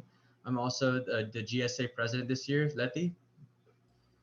Hi all, I'm Letty Treviño. I'm the fifth year PhD student in the Department of Spanish and Portuguese. And I'm this year's Vice President for Academic Affairs. My pronouns are she, her, hers, and ella. Sounds great. Thanks, Letty. I'm just going to share my screen so it's better for everyone to see. But basically, one of the things that the reason why we wanted to kind of come to council was because we wanted to get undergraduate support. And thanks again, Naomi. I really appreciate working with Naomi and Emily, at least in our capacities as officers. I just thought it would be natural because I know many undergraduates often think about graduate school, especially around this time of year.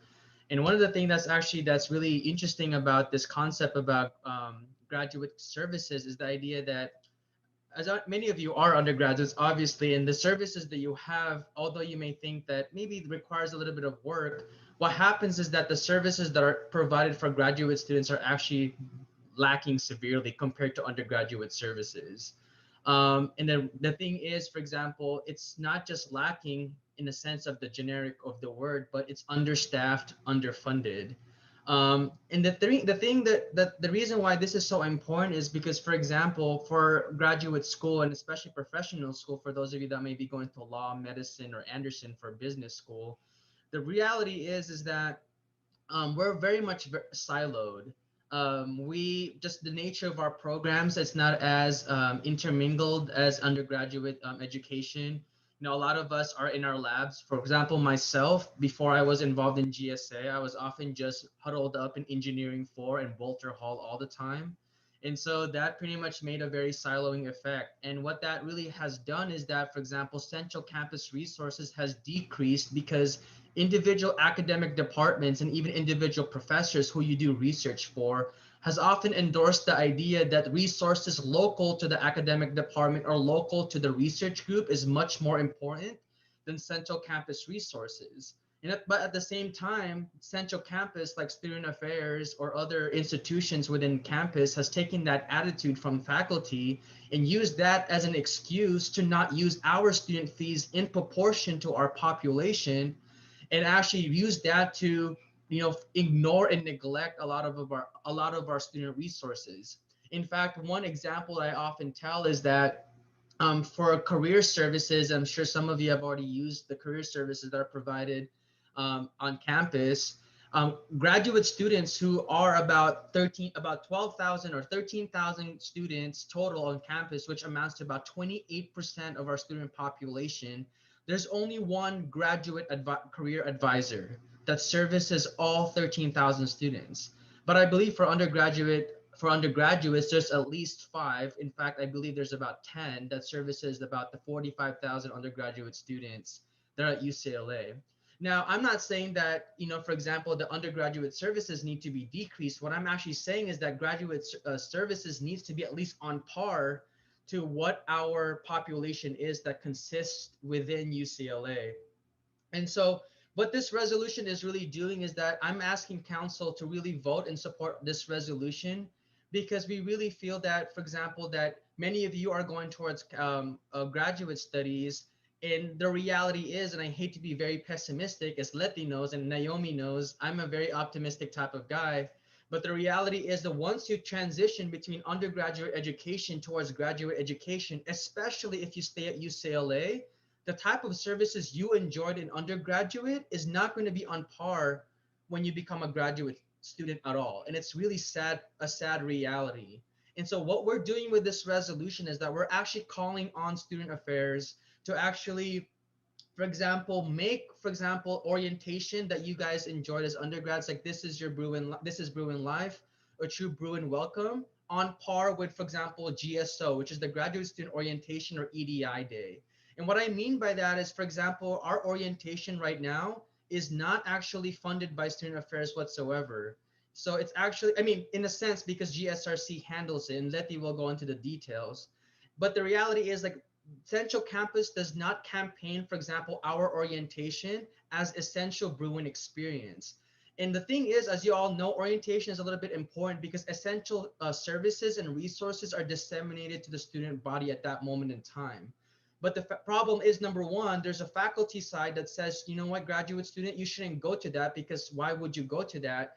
And at the same time, Central Campus has not financed or logistically supported these types of events, which then, to the peril of graduate students who doesn't know what CAPS is, who doesn't know what ECRT is, they don't know that there's student legal services. So that's actually what we're asking for, is that Student Affairs and Graduate Division actually pay attention and market these events as essential Bruin experiences. The second resolved statement here is really talking about actually what I already talked about is essential service. So the third thing in this resolution is actually calling for the EVCP's office to actually support better staffing to graduate career services, quantitatively and qualitatively on par with undergraduate career services, at least on population percentage. And finally, we're actually asking for the chancellor in the EVC's office to actually create this specific standing committee and a permanent committee within UCLA that's actually composed of the GSA and various institutional units between UCLA that only talks about how services and how resources are disseminated to graduate and professional students and how we can improve that. Because right now, there really is no motivation, or there's really no institutional reason why, for example, Student Affairs needs to really, for example, focus on graduate students, because in their mind, right, and rightfully so, and I don't even fault them in that sense, that the focus as majority has been that the focus needs to be on undergraduate students, and which is great, and I support that. But the reality is graduate students still amount to about 28% of our student population at UCLA. So there's got to be some sort more of a vision, more logistical support so that we can have better services for graduate and professional students. So I'm going to stop talking now because I hate listening to myself. So Letty, I'm going to pass it over to you just to give council a little bit more of a history or more data to kind of support what we're talking about. Of course, thank you, JP. So JP usually brings me in with like the nitty gritty details. So once we get to the Q&A, if you have any question about policy, funding structures, or staffing structures, I'd be happy to answer that. So if we're looking at higher education nationally, this is a huge issue. Like, the way universities are run and designed is they're designed to support and think about the undergraduate student body. I know that that sounds a little ludicrous because we think that universities could be doing a lot better across the board, but that is the truth of the matter. When you're looking at student services, when you're looking at student affairs services, when you're looking at student support and retention programming, almost all of it is geared towards undergraduates. And I say this from experience, because for the last 5 years at UCLA, I've sat on any number of different types of committees. I sat on the First Gen Advisory Board. I worked very closely with First to Go programming and LT. I've sat on mentorship boards, on inclusive pedagogy committees. And almost every single time we're talking about students, we're talking about undergraduate students. We're not actually talking about graduate students. And when you're talking to faculty and you're talking about inclusive pedagogy, or you're talking about student support, they'll tell you maybe what they do for their undergraduate students, if they do anything. Graduate students never come across anyone's mind. So that's the kind of culture we're working against. And then concretely looking at services, what JP said is right. There is no institutionalized structure for graduate division, which does specialize, they're all specialists in graduate education, right? And student affairs talk to each other. And that's a huge problem, right? Because we are so isolated in our programs, because we're not actually getting all of the information. Most graduate students don't even read Bruin posts, like those emails that every student get. Almost all of them go directly into the trash of your email folder. Why? Because whenever the university writes to students, they're writing to undergraduate students. They're not actually writing to everybody in the student population. So all of these challenges are like coming together to make it so that, one, graduate students are isolated. Two, if you're looking at the rates of anxiety and depression, graduate students have some of the highest levels of like mental health illnesses and syndromes in the United States. When you're looking at academia as a whole and academic institutions, they are only second to the US military in terms of corruption and abuse. So a lot of graduate students are facing different types of abuse. Like, it runs the gambit of intimidation, retaliation, sexual harassment, extortion, name it, and someone in our population has been through it, right? And then when you're looking at the kinds of services that are grad specific, JP's right, we're understaffed and we're underfunded. So I've sat on graduate student orientation committee for the last 3 years. This last summer, I was one of the coordinators for orientation. Orientation is run by students, which is impressive. I'm really proud of like my peers in the committee, and we've done some great work, but like, that's a problem. It's a problem that the onboarding system for graduate students on this campus is run by students, right? We do get administrative support from the Graduate Student Resource Center, but the actual programming, reaching out to people, thinking up the event, and when it was in person, the manual labor was all run by students and volunteers. And frankly speaking, only 2 students are compensated per orientation event, even though we can have up to 100 students volunteering. So that's also a huge problem in terms of compensation for our labor. So that's a huge issue. EDI faces the exact same kinds of struggles. If we're looking at retention in graduate school, students of color, students from marginalized backgrounds, and students from vulnerable populations are less likely to finish their graduate career than other students by a significant margin. In my time at UCLA, I have seen 5 women drop out of their PhD that were coming up with really wonderful research and would have been what we call for when we say we want more diverse faculty, right? So that's just kind of the background in terms of like the culture we're working against that isn't singular to UCLA, but we're trying to combat it here at UCLA. And JP, anything else that you want me to mention?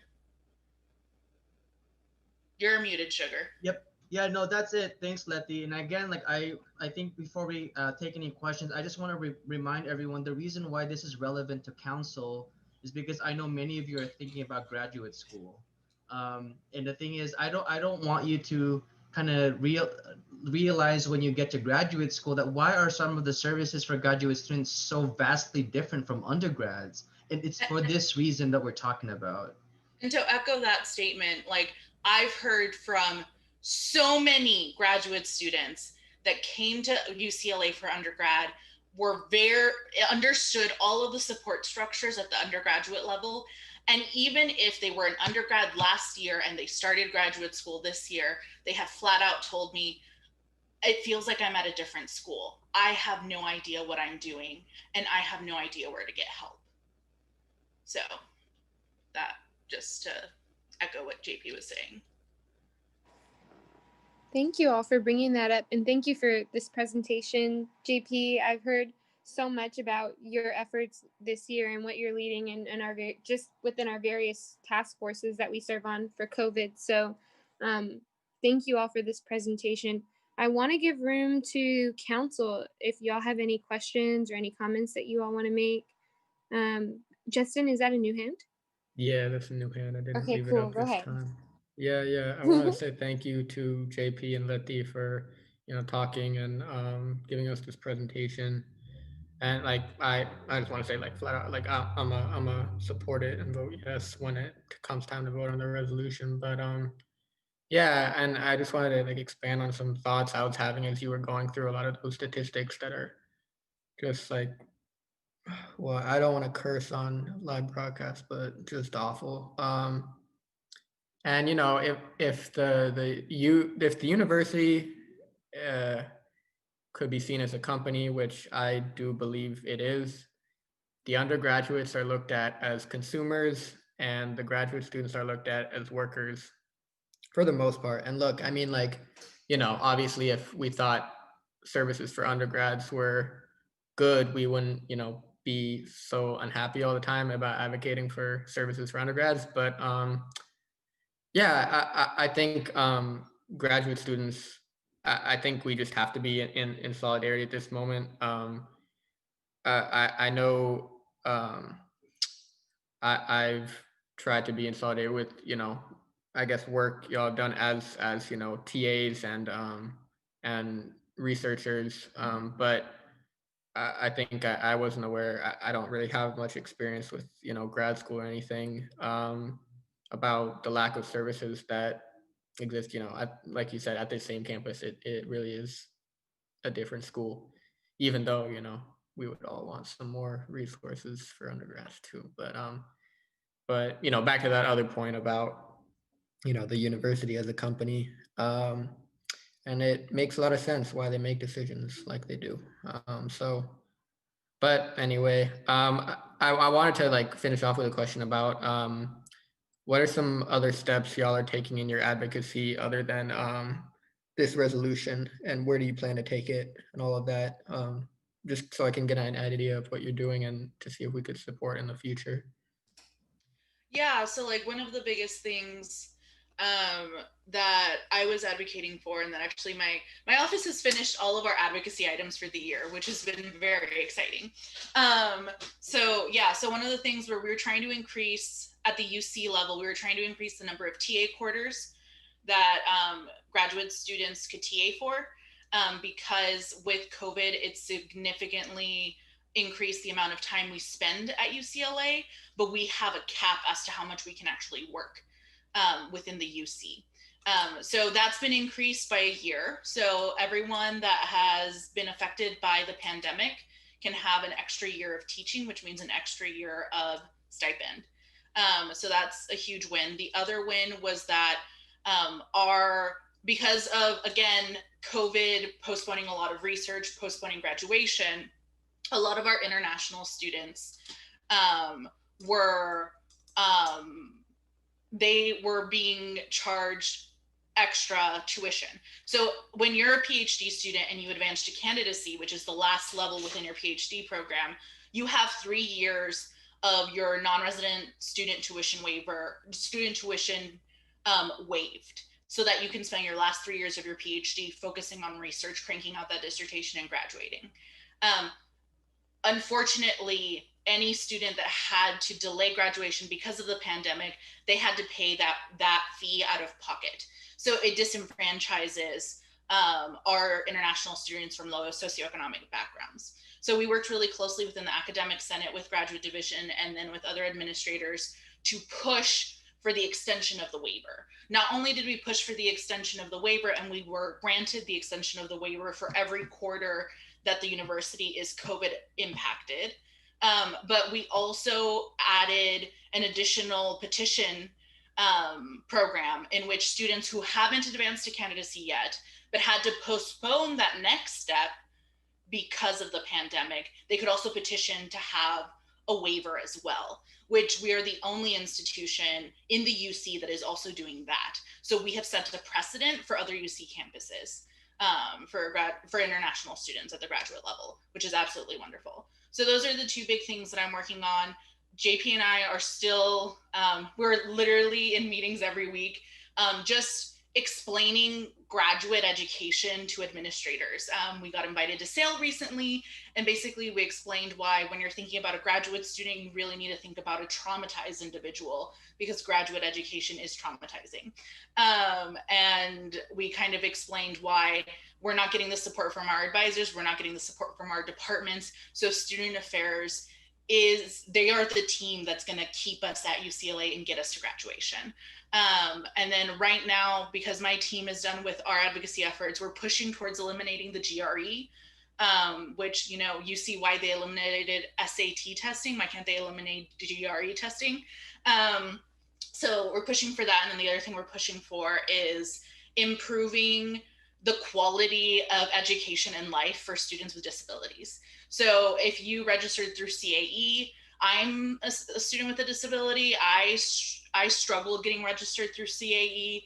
And once I was actually granted my accommodations, they were absolutely terrible. They did not help at all with my education, because graduate education is not like undergraduate education, and the accommodations are designed for undergraduate education. So we're hoping to improve that. The other thing is we're hoping to change certain policies that disproportionately impact students with disabilities more than they do graduate students. And then JP, other than grad equity, grad retention, what else are you working on? Yeah, and I think, Justin, just to answer your question, because I think one of the advocacy efforts here is that EVCP Carter, actually, we actually, this was one of the things I actually talked to her about, along with Chancellor Block, as Naomi has in her quarterly meetings with Chancellor Block. And so she actually asked us to actually formalize and create a proposal on what GSA imagines graduate services should look like. And so Letty and I are actually in the process of, with our ex officio officers within GSA and a couple others like Susan Edner, which is the graduate dean, have to take a look at this proposal that we have, and we will actually want to send it. And so this resolution actually goes a long way with that, because one of the things that, I don't know if you know this, and it's something that I've been telling Emily and Naomi about in the past, is the fact that there's a really strategy by administration to really divide undergraduate and graduate students. And so I wanted to kind of show the administration that USAC and GSA are not split at all in this decision, because it's our student body, it's UCLA. And at the same time, one example I had with, for example, even in one of my meetings, is that one of our advocacy, for example, with Vice Chancellor Monroe Gordon, is the fact that, they should create an AVC like McDeluca that really just focuses on graduate education or graduate services. One example that he showed with us is the fact that he couldn't do that because the undergrads won't like it.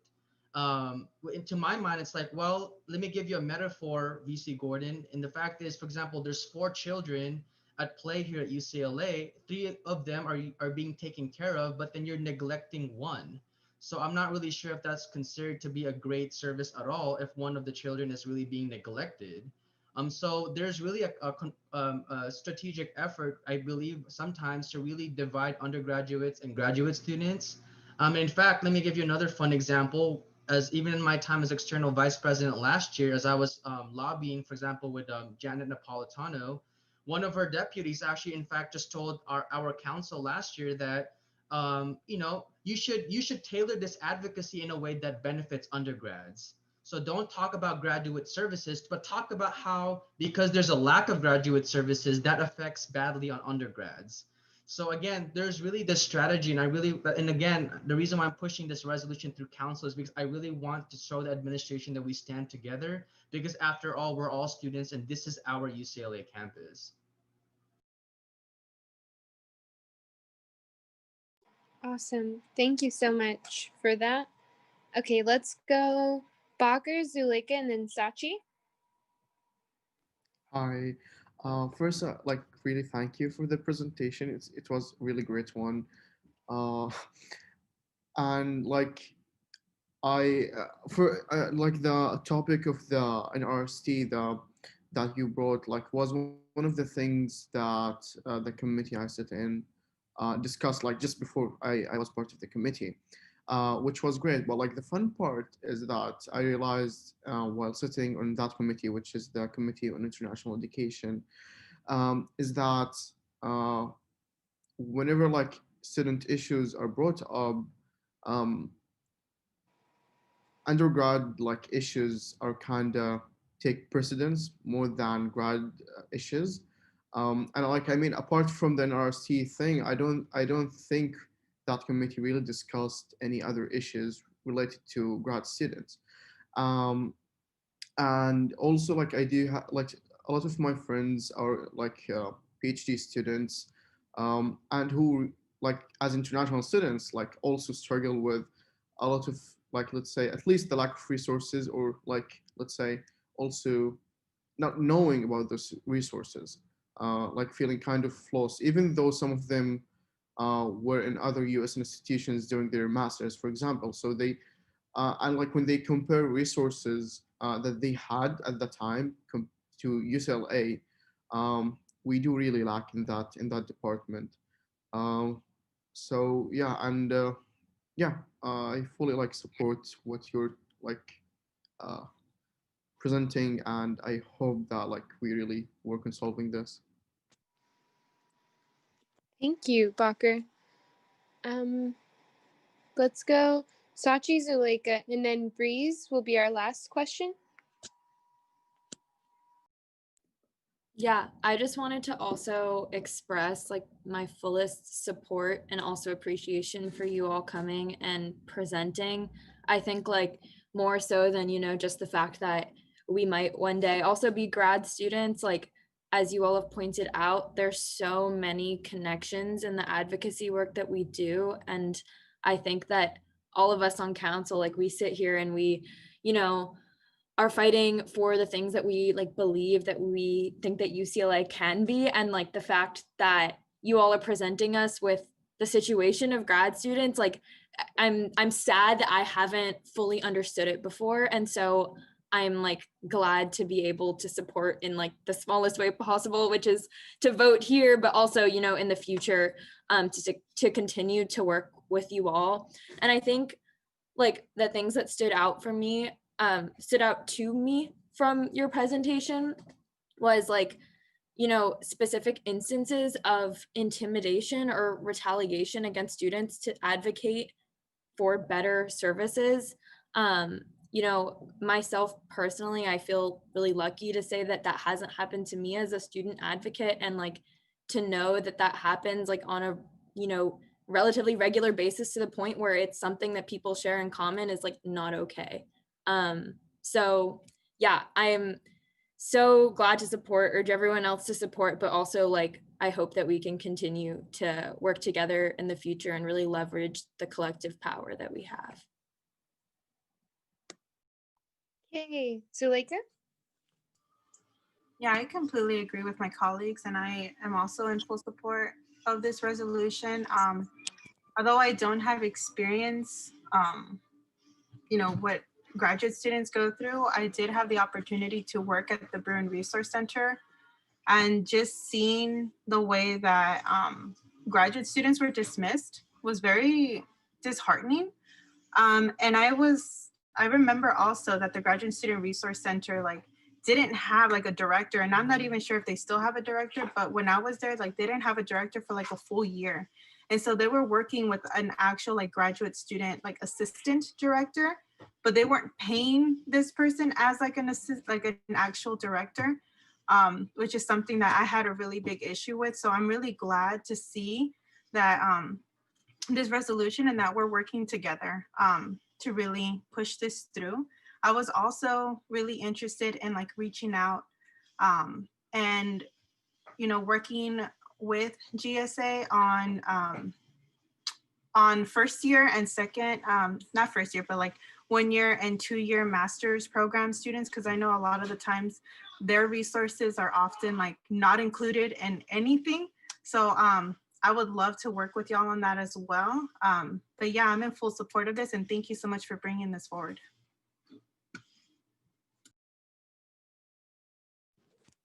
Thank you, Zuleika. And then Breeze. Yeah, I don't want to take up too much time because obviously, like everyone just kind of stated, but you know, I have had the opportunity to sit with Letty. She's been amazing in academic senate meetings, and I know how difficult it is to really get admin to like listen to your like any issues you bring up. Like I was literally in a meeting with you when like gaslighting happened, you know, when you were trying to bring up issues, and then what was it, like one of the people that was there was saying something about y'all getting enough pay or something, like he literally kind of turned the situation against you. Yeah, so it was about the NRST, and I was basically laying it out that if Academic Senate didn't approve, that UCLA was flat out telling its international students, we only wanted the rich ones of you. Like that was the messaging that they would be sending. And then I was told that like, how dare I ask for more money for graduate students? Where was that money gonna come from? Do you want us to fire your faculty?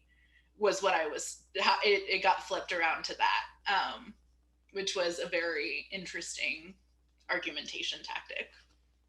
Yeah, and again, like just thinking about it, like I'm thankfully haven't been in that situation, but you know, I do envision myself wanting to go to school in the future, and definitely like already a lot of I know like BIPOC, low income students, first gen students don't feel support by the university.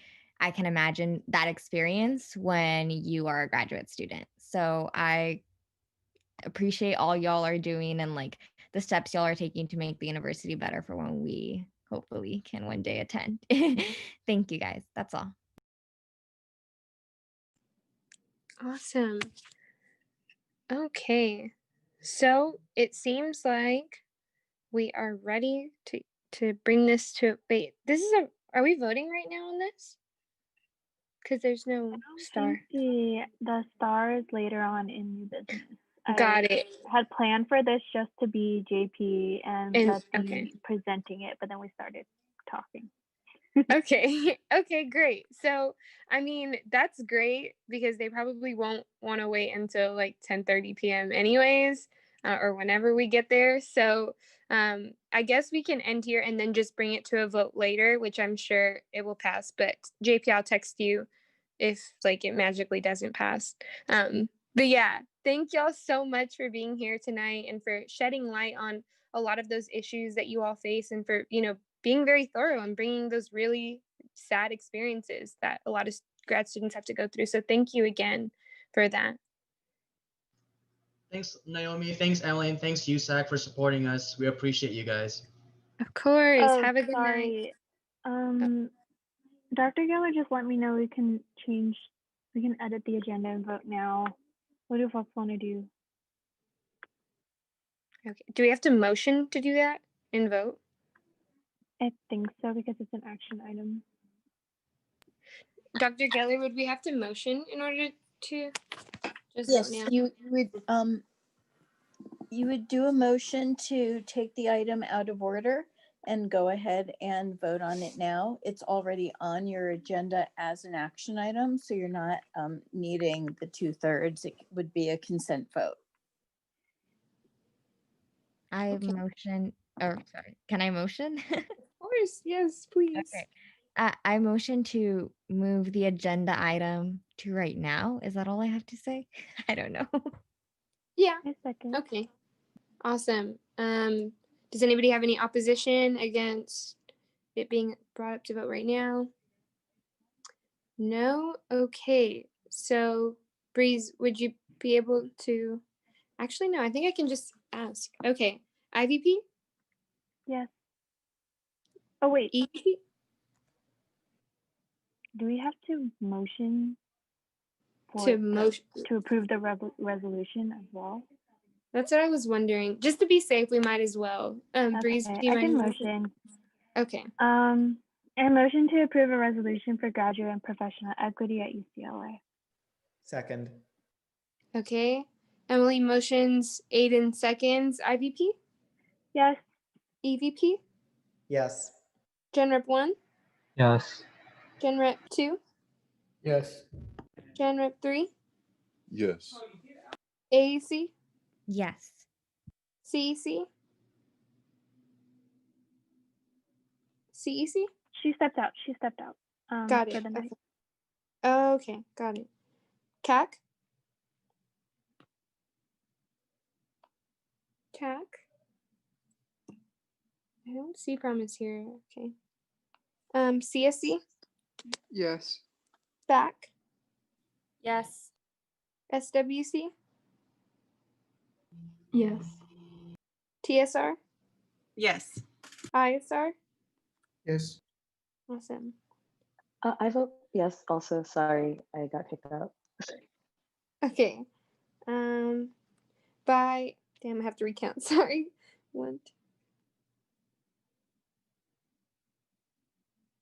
2. Okay, awesome. By a vote of 12 to 0, the motion passes and the resolution in support of graduate student services passes. Awesome. Thanks, everyone. Thank you. Okay. Moving on to our next item on the agenda, we have our appointment to the ASUCLA Communications Board. I think Lalo is here. Okay, Lala, go ahead and introduce him. Yeah, cool. Thanks, y'all. So we have Jeannie up for the ASU-UCLA Communications Board. So Jeannie was previously a part of Daily Bruin, and has that background experience. However, in her interview, she also mentioned about being very dedicated to outreaching to other publications under student media that aren't the Daily Bruin, and really had really great ideas on how to approach outreaching to these other student media outlets in the event that like their editors in chief or executive staff may not be as responsive, but I'll let her talk more about that. So with that, I'll hand it off to Jeannie for her 1-minute intro. Hi, everyone. Can you guys hear me? Okay, cool. So yeah, my name is Jeannie. I'm a third-year cognitive science and computing student. I've been a part of student media since my freshman year. Specifically, I joined the Daily Bruin as a graphics intern, was promoted to assistant graphics editor, and now currently I'm the training coordinator for all student media. So I'm applying to ComBoard today with the goal of increasing transparency and bringing more visibility to the news magazines who are often overlooked by the Daily Bruin.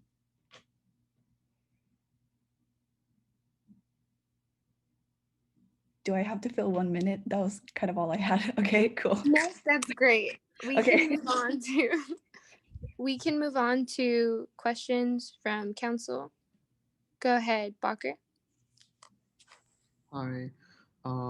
Okay, so my question is, what do you think is your role and ComBoard role in general, and ensuring that different magazines do follow best practices in terms of dealing with students? And yeah, that's my question. Yeah, okay.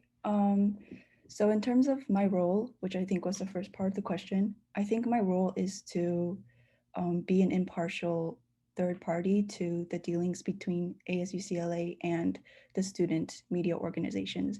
My role would be to promote transparency and persistent communication between these two parties and make sure that both parties are on the same page and that whatever conclusions are made are satisfactory to both parties. So I kind of see this role as sort of like a middleman and as an opportunity to vouch for the student organizations that perhaps don't have as much of a platform as they deserve.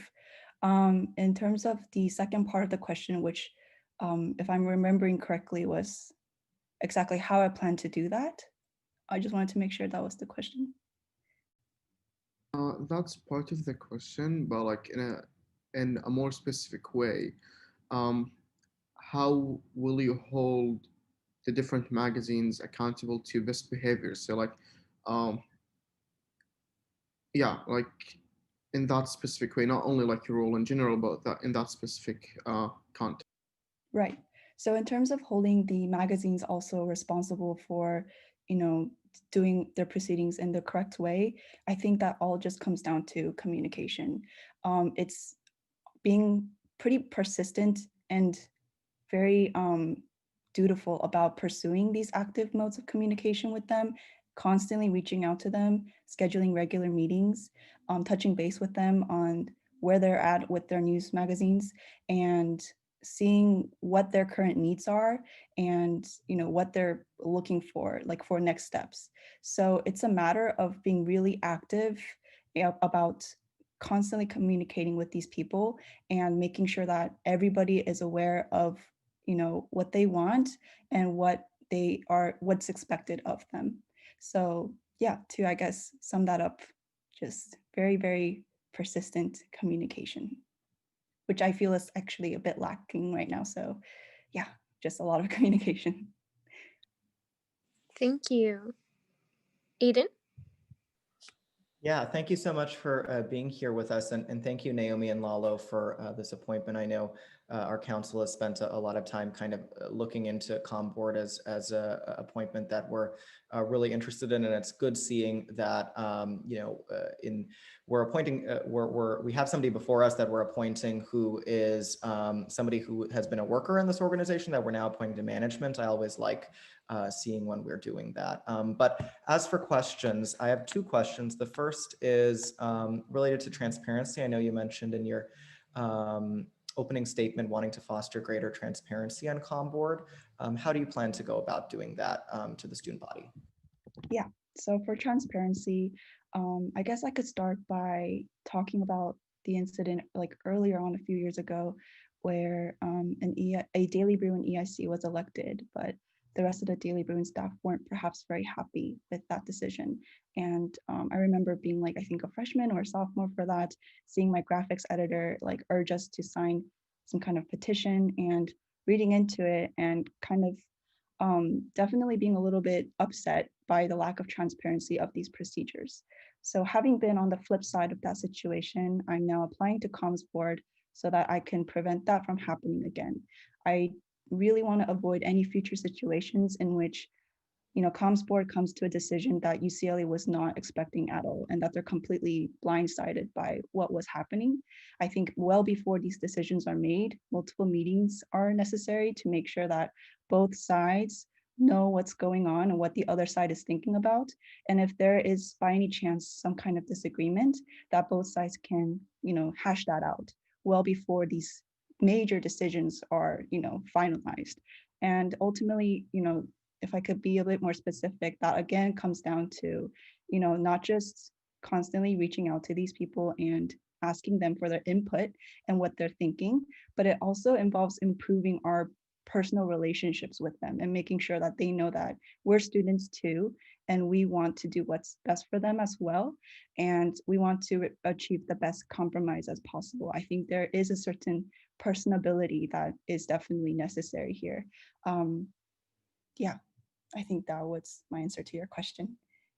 No, thank you. I really appreciate that. And my second question is, communications board has been something that we as a council have taken an interest in, and really the role of our appointment to the communications board, as I see it, as you'll be acting as the publisher for really the student media organizations at UCLA, setting the vision and the values for how student media grows over your tenure.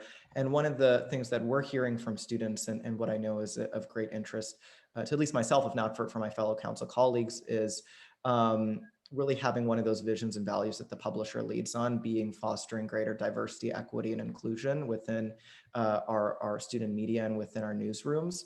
So I guess on the subject of diversifying some of our newspapers like the Daily Bruin, how would you work with the editors-in-chief to meet that strategic goal? Yeah, that's a great question. I 100% that diversity is absolutely paramount to a news organization. UCLA's Daily Bruin and student magazines are supposed to be the voice of UCLA students. So if these bodies don't have a representative demographic that really represents UCLA's overall population, then that's a problem. And I know from last year's diversity report of Daily Bruin specifically, it was improving, but there's still a lot to be done. For example, I know that, although Asian and Pacific Islanders make up about 29% of UCLA's population, roughly 50% of the Daily Bruin is composed of Pacific Islanders and Asians, that's a really big problem. So I just wanted to reemphasize that I completely agree that diversity is so important.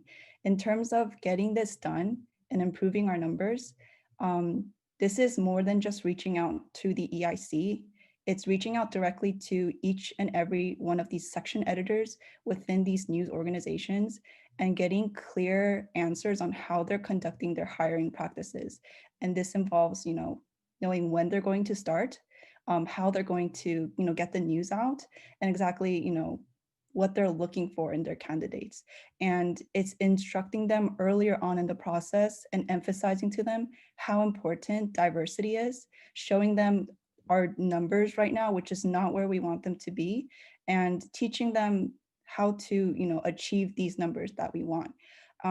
So again, this is more than just one person or a comms board speaking to, the head of these news organizations. Is reaching out to every single section editor on a more deeper level. So yeah, I think it requires that kind of initiative. And then after we understand how each of these hiring procedures are going on, then we can take more detailed approaches to actually getting these numbers up. Perfect. Thank you so much. And just as a side before I finish, I mean, having served on ASUCLA Services Enterprise Board before, which I know is somewhat similar in structure, it's refreshing to hear kind of the proactivity and intentionality that you're going in with this, because I think especially on those boards, that's really needed in order to make any movement and culture change. Thank you, Aiden. So I had one question and then we'll go to Bacher and hopefully we can put this up to a vote.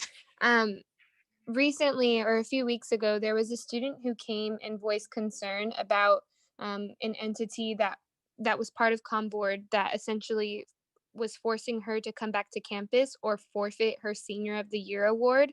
I just wanted to know, what are your thoughts on that, and how will you get especially the organizations that serve under ComBoard to comply with the COVID public health guidelines? Yeah, I remember this question actually, I think in my first round of interviews, and I still stand by what I said then, which is I mostly and pretty much completely side with the student in this situation.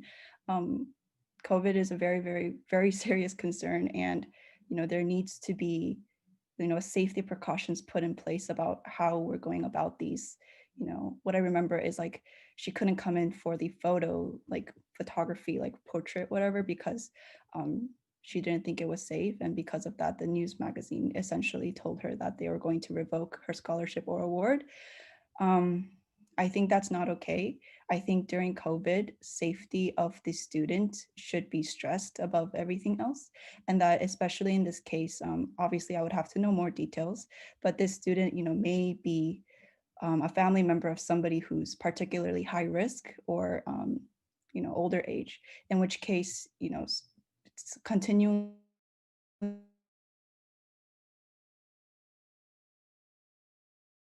say that they'll revoke her award, which she has earned, simply out of the fact that she can't come in to take a picture, I think is a little bit unreasonable, and that there could have been a lot of other things put into action to prevent that from happening.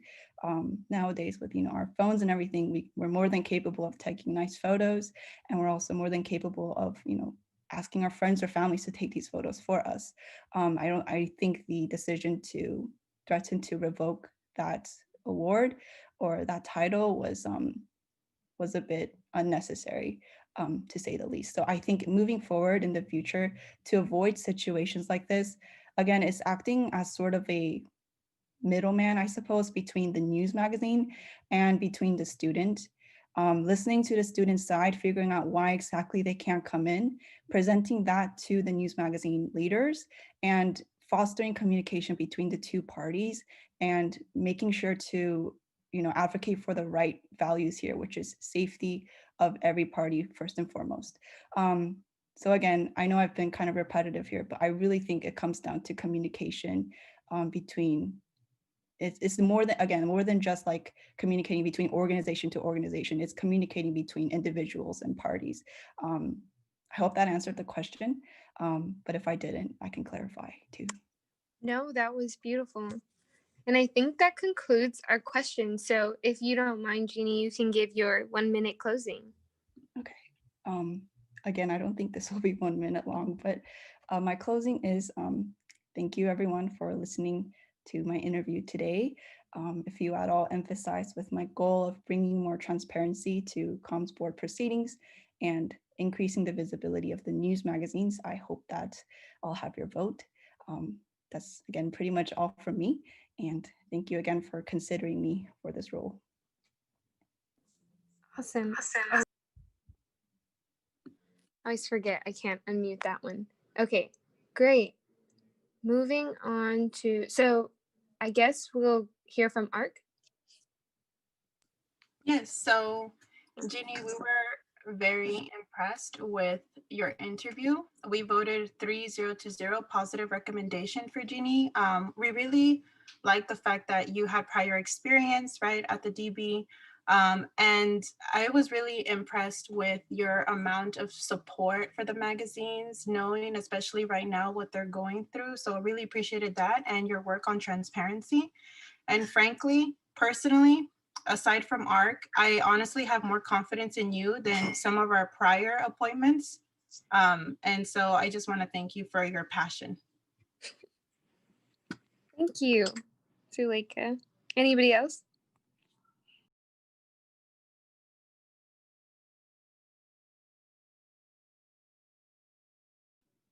Okay. If there's no one else from ARC, a motion?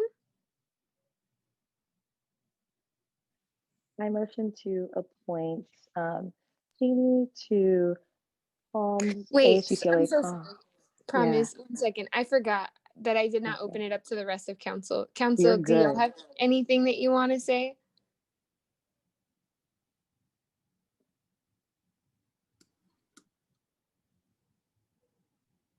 I mean, I fully support Jeannie, if that makes a difference. I fully support Jeannie, and Jeannie, if you can like teach some of our other appointments how to step up, I'd really appreciate that as well. Agreed. I just also wanted to say, unfortunately, I couldn't make the ARC interview last week, but I was really impressed by your council interview today, and also thank you for your patience. I noticed that you logged in early and had to wait for a bit before your appointment came up, so thank you. I agree. And I was very impressed with your ARC interview and today as well. And I would again like to make a motion, just in case. So I'd like to motion to appoint Jeannie to ASUCLA Comms Board. A second. Promise motions. Emily seconds. Let's go for a vote. IVP? Yes. EVP? Yes. Gen Rep 1? Yes. Gen Rep 2? Yes. Gen Rep 3? Yes. AAC? Oh, I think she had to step out. CEC? Oh, also have to. CAC? Yes. CSC? Yes. VAC, Yes. SWC, Yes. TSR, Yes. ISR. Yes. Awesome. By a vote of 11 to 0, the motion passes and Jeannie is approved or appointed to the ASU CLA Communications Board. Congratulations. Thank you. Awesome. Of course. Okay. Moving on to our next portion of the meeting, we have our officer reports. I'll really try to make mine quick. I wanted to note that I met with Sarah Dundish, who works within housing, and we talked about our subcommittee that we have for campus life and services, or housing and services, under Vice Chancellor Gordon. We are on the housing subcommittee, and we talked about the plan for next year. She has mentioned that one of our strategies or one of our asks is going to be pushing back the offer timeline, given that we don't want to have the same thing that happened last year, where is if we're in the same place come September or even come July, and students don't really have the opportunity to move in, or, you know, county guidelines change and we have to revoke everyone's housing. We want to minimize the amount of times that we do that, if at all. So she's hoping that we can push back the timeline a little bit. We have a meeting this Friday to go over what that is going to look like, or if that's even possible. I also wanted to know we had another campus renaming committee today, and within that committee, a lot of what we talked about, unfortunately, is not completely public, but we talked about creating a general FAQ that's going to go out on the website and probably as a campus-wide email, just as an update on what the committee has been working on this quarter, and also just giving updates about what the process is going to look like, and things of that nature. We also had a town call this week where we were able to hear from, you know, some transfers about deferment and their concerns about deferment, which I followed up with Zuleika about, and then also just positive tests rising and positive cases rising too, and the concern that that's bringing about. I want to let Christina give more of the updates about the vaccination and testing, but I wanted to also point out to council that because of guidelines or messaging released by the chancellor and UCOP and administration, we do not have final surplus figures as of right now, and we might not have those until maybe sometime over winter break. Usually, or at least last year, what happened with council is that we would let folks know the surplus amount around this time, particularly at this meeting, and then we would decide that, or everyone would have the break to, you know, formulate their surplus proposals and then come back weeks 1 and 2 to kind of hear them. Because we still don't know any final surplus amounts, we will not be running on a regular timeline, so that timeline will be a little bit deferred. But hopefully, I think we have a pretty good council that will still be able to work out what surplus will look like in an efficient manner this year. So I'll give y'all updates when that comes around. And then I just wanted to give like a general update, especially because Emily, myself, Zuleika, Justin, and a few other folks have worked very closely with the NUCPD Coalition, and actually some of us serve as core organizers. And we wanted to note that the Divest Invest Faculty Collective has released a series of what they call abolition reels, kind of going over the Jackie Robinson Stadium incident, among other topics regarding policing. And so if y'all are interested in checking those out, we'll be posting them at least on or retweeting them on our UCLA President's page for you all to share with the student body, as this is an issue that affects everyone, but particularly our marginalized students on campus. So I will stop there. If you don't mind, Emily, I want to actually call on Christina, since this kind of also goes with what I was talking about. Go ahead, Christina.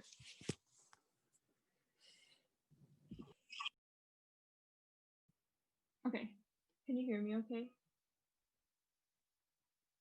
Okay, so, okay, I'm on the testing committee, which Josh is also on, so Josh, please feel free to, or if you can, like, add anything or if I missed anything. But in terms of testing, I think they said that the general Los Angeles population has like a higher test positive percent than UCLA has. UCLA has, for the most part, most groups are under 1.5%. There's a few cohorts that are above that, but on the whole, UCLA is testing much lower positivity rates than general Los Angeles, general California. Um, and then like we went over the testing locations, which will probably remain the same in winter and spring, but they might change. So keep an eye out for that. And then in terms of the vaccination plan, there's 3 things that they kind of generally discussed, which all of them are obviously like very general discussions because they don't have a solid plan yet, but they were thinking that they are not planning for students to be vaccinated. Like, don't make plans with the idea that students will be vaccinated until April is the timeline that they were looking at. And then vaccinations will probably not be mandatory. Just like as a thing right now, vaccines are under emergency use agreement or something with an A, so they actually can't be mandatory for students anyway. And then in the future, if it isn't under that, they might not be mandatory in any case. And then also the plan probably is that the testing will stay in place until as students are like gradually given the vaccines, and that will keep going until herd immunity has pretty much been achieved, and that's the only time that they'll finish the testing program. And then another update about the vaccine, which this is just like a public knowledge about vaccine in case you didn't see it, is that one of the questions was how long immunity would last, but scientists are thinking that it will probably last at least 1 year, if not longer. So it would be like a yearly vaccine. Hey, thank you. And if anyone has any questions, y'all can feel free to ask. I think Promise had a question, actually. Yeah. My only question is, and you might not know this yet because you said they were speaking generally, but if vaccines are not mandatory, like in the beginning, but folks are getting vaccinated, is there going to be like protocol or something to essentially like have like a ratio of vaccinated folks to non-vaccinated folks like allowed on campus, or what is like, did they kind of mention what that might look like, since like herd immunity does take a while to like come about, and if it isn't mandatory, like barring any other any like conditions that stop you from being able to get the vaccine, like what would that look like? And like, is there like a quota or like a number that they're looking at? Do you mean like if there would be a quota of students who need to be vaccinated before they open campus? I guess, yeah, that, and also like if they like, does opening campus, I guess, what does that look like with not having a mandatory vaccination um, for students? Like, I guess I don't think that they went into that level of specifics yet, but I think herd immunity would be the same thing as having like a certain number of students vaccinated. So right. I guess they would not be opening it until the herd immunity is achieved, but they didn't discuss exactly like what they would do with regards to like having different percentages of students vaccinated. Okay. Yeah, But they expect to get, I'm sorry. I guess I wanted to note that though the vaccine is still being talked about, there's also like more conversations going on about like the campaign that's going to be led to get students to vaccinate. Those are also efforts that I know Aiden, Emily, and even Christina and I are all thinking about. And of course, we would love USAC's support in that too. But I feel like maybe those conversations will play out a little bit more in like the coming weeks. I can also bring up that concern, Promise, at my next meeting if you want me to. Yeah, that would be great. Thank you so much. Okay, cool.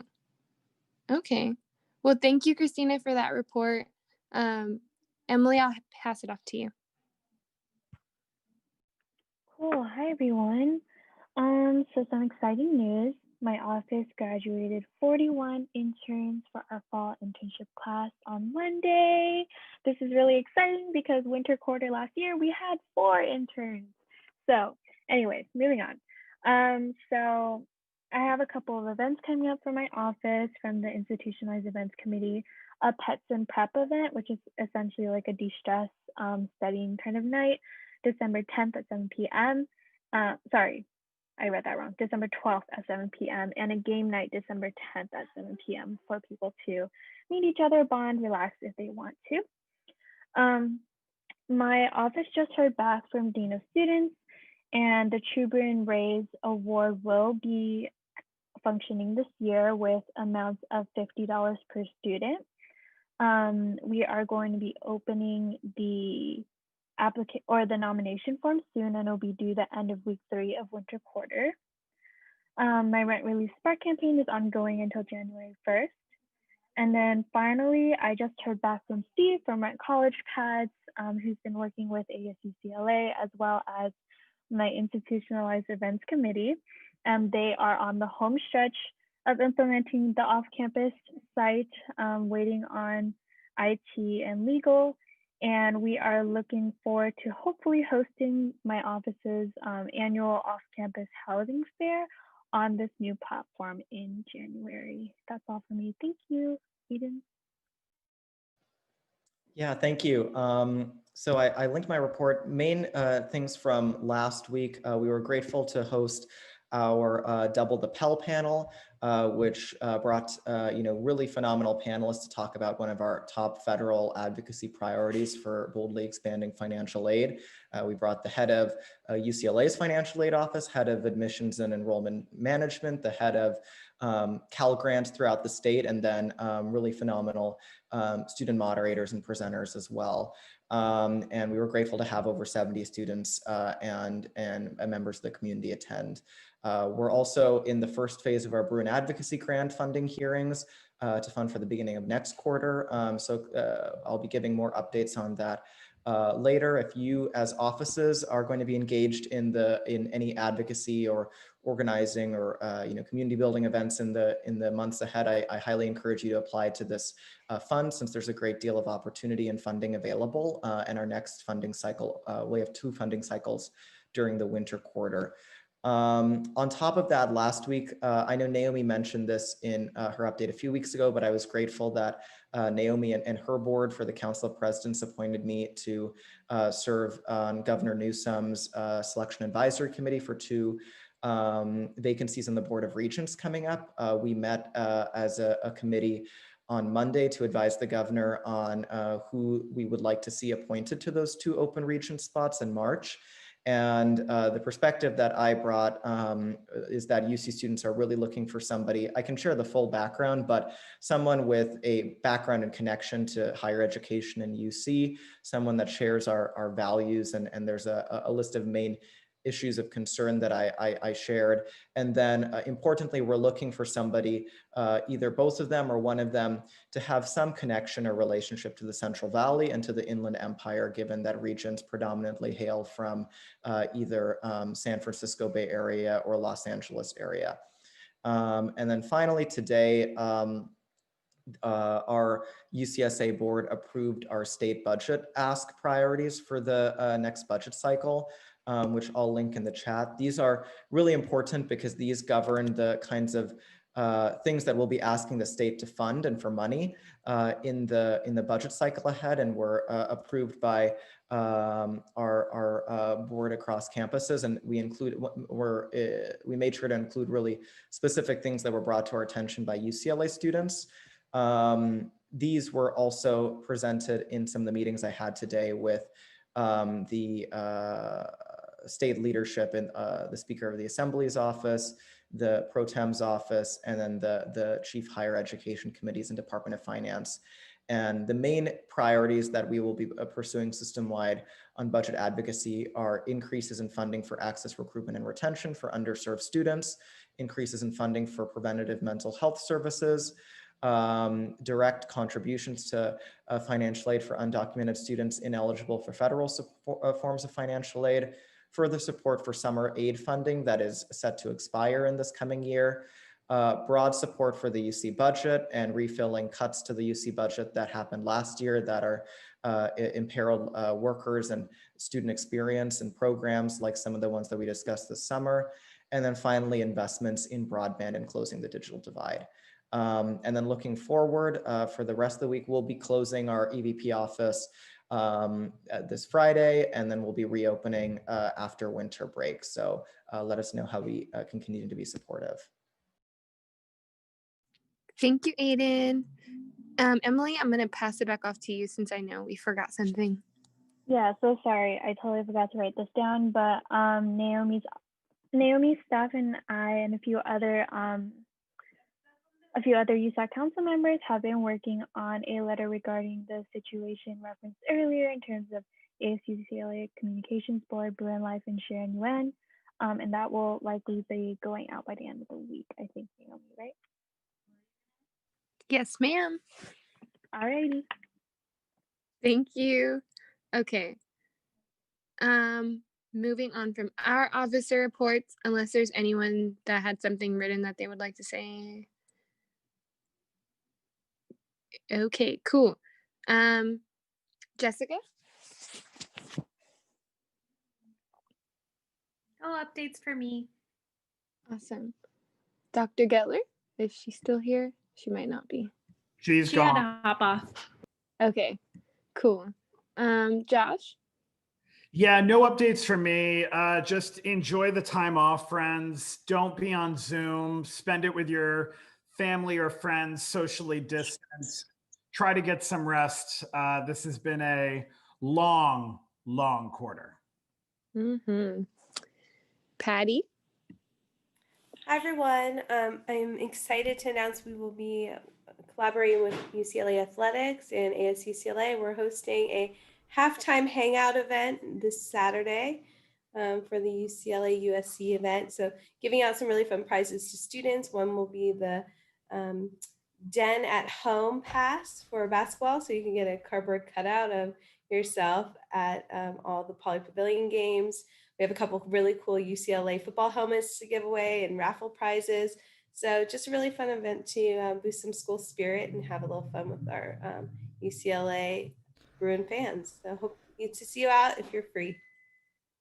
Thank you, Patty. And Fernando? Hey everyone. Unfortunately, last Friday I said the USAC websites were going to be down. Something happened on the back end, so expect for sometime in January for the websites to go down. I'm not sure how many meetings we're gonna have before that happens. Before the update happens. From the emails, I saw up to 2 days of going down, so hopefully it isn't affected and we have another update for everyone. All right, that's it. Thank you, Fernando. Okay. Does anyone have updates about the emails? Yes, we can give a quick update on that. So some good news about that is we had to go through Google to get, oh, come on, camera, just forgive me, I'm in my PJs. I'm old. But some good news is we were in touch with Google, and SAIT has been working really hard to get Google to get USAC G Suites. And in order to get G Suite, we had to do that and kind of finagle it so that we don't have to spend more money. Long story short, Google has approved it. Now, SAIT, Student Affairs IT, is going to be working on setting everything up so that it'll be an easy transfer for you. So Jess and I have meetings. It's coming. We apologize that it's taking longer than anticipated, but it looks like things are aligning quite nicely. Hopefully that stays on track, but it does look quite nice at this point. Sorry, thank you for asking about that. That was a good Thank you. Is there, I was gonna ask if there was any like projected dates or like time frame, like a January, February? Yeah, like what Jess just dropped in the chat. We got the approval yesterday. I know that SAIT is going to move this to the top of the priority for the end of this quarter. So starting on this process next week into January. So I don't want to put out a timeline because it really falls on them. But I think what Jess and I are pushing for by mid-winter quarter, if not earlier. Okay, thank you so much. Yeah, sorry. I know this has taken a really long time, but the hardest part of getting in contact with Google and having them to respond was the hardest loop that we had to jump through. Now that they've given that to us, we just need to set it up and it should be good to go. Yay. Awesome. Okay, Papa, stop. Stop, Papa. Sorry, guys, my dog is messing with me. Okay, moving on to new business, or technically old business. We have a resolution in support of academic accommodation for international students. Bacher, if you want to introduce the resolution again. Hi, okay, so I did make a few edits, like I kind of compacted some of the points and added the infographic or whatever you call it. I can share screen. Yeah, I can. So yeah, this is the full resolution. Like I cut about like 1 page out of it, so less reading.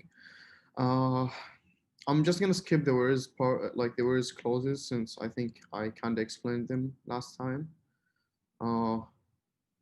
So yeah, here are the like for like the um. Can you hear me?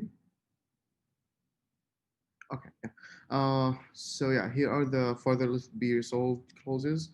Um, so the first one is basically asking USLA to do more in terms of advocating for international students and making sure, like holding, like the next administration accountable in terms of those policies, like rolling back on those policies. The second one is basically asking for a consistent, uniformed accommodation policy, so that like students from different like majors and different like different colleges do get fair treatment uh, in a way equally. Um, then so I didn't know if this, like, I'm not sure if this fits the format of like resolutions, but like I thought to make things easier is to basically group like the different clauses. So like in regard to examination, to exam accommodation policy, and I had the like clause under it. Same thing with classes and like other stuff. So just to be sure, is this okay for resolutions, or am I just like supposed to stick to like the normal? I don't know. I would say it's fine, unless anyone else has any objection to it. Admin.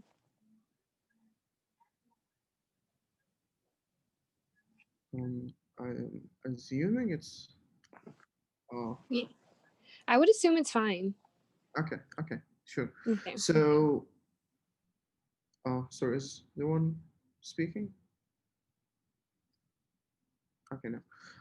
So for exams, it's basically just one clause, which is basically to have 24 hours either as like a window or like the full 24 hours. And in addition to that is to basically have like regardless of what choice or like what option professors opt for, that exams are like in the same level of hardness. Okay, compared to normal quarters. So basically, instead of like, and this actually like just last week with the midterm. So we did have a 24-hour like window, and supposedly like the quiz or like the midterm is like can be solved in 1 hour. Like this is what we were told, and like on average we spent 5+ hours doing that exam. Um, so basically it was clear that it was made more complicated uh, compared to like what normally those midterms should be. So that's in regard to exams. Do anyone have any comments on that?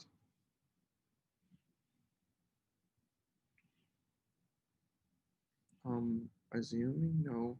I can't see like if there are like any raised hands. So There if are you not any raised hands okay, currently. yeah. So next is basically for classes.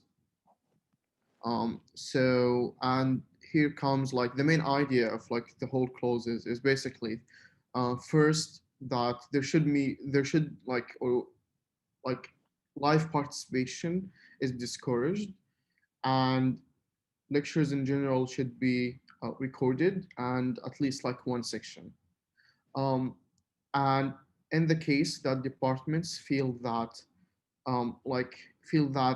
basically live participation is absolutely necessary, then like two alternative like classes are provided for like different time zones. So basically, one that fits Europe and the MENA region, and another that fits Asia, which are like the two main like time. I wouldn't say time zone, but like I don't know, time zone region, like something in that sense. Um, and um, yeah. Um, what else? Yeah. There is this part about like enrollment, which I think is the most controversial one here, which is basically um, um, that like in the case that like there is live participation required, that if there are like multiple sections of the class, that the student is moved to like, and like if the student is already enrolled, then the student is moved to like another section that fits their time zone better, even if that section is actually full. Um,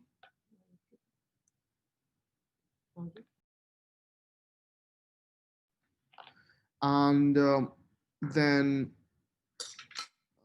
yeah, and then that like no student should be like required to basically, even if there's like live participation, that no student is actually required to attend like live lectures after midnight.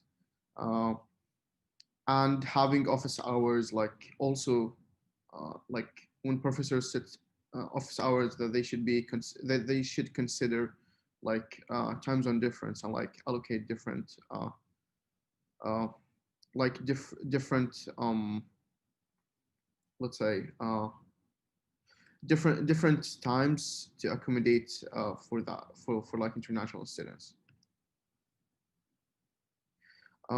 Any questions on this part?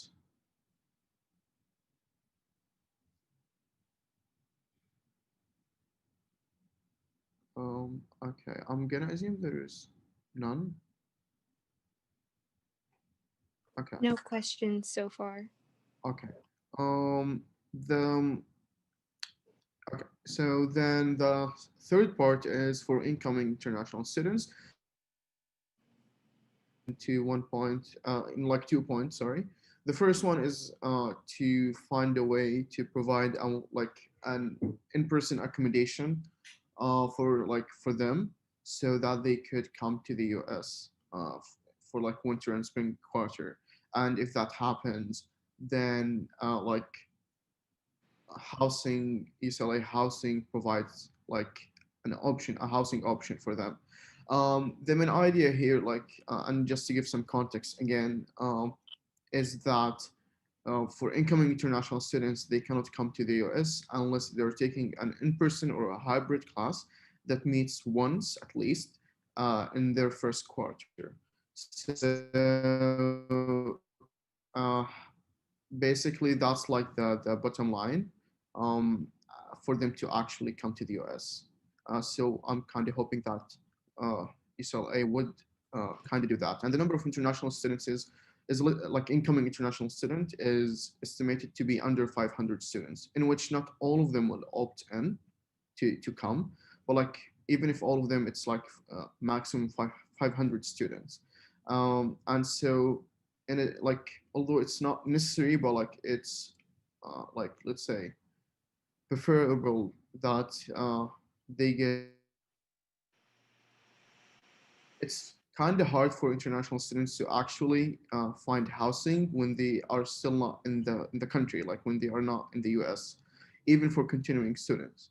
And like for incoming students who did not really go or like come to the US before, it's even more harder, like it's harder to them. So yeah, that's like the summary of this. Noam, I think you wanted to say something here, right? I would say it's good now. Okay. No, because like I saw you like opening your microphone, so that's why. Oh no, I have to keep it open because it's too much to like turn it off and on. Yeah, okay. So okay, and finally, there are like some additional points that like from different places. One is like pass no pass, which is nothing new.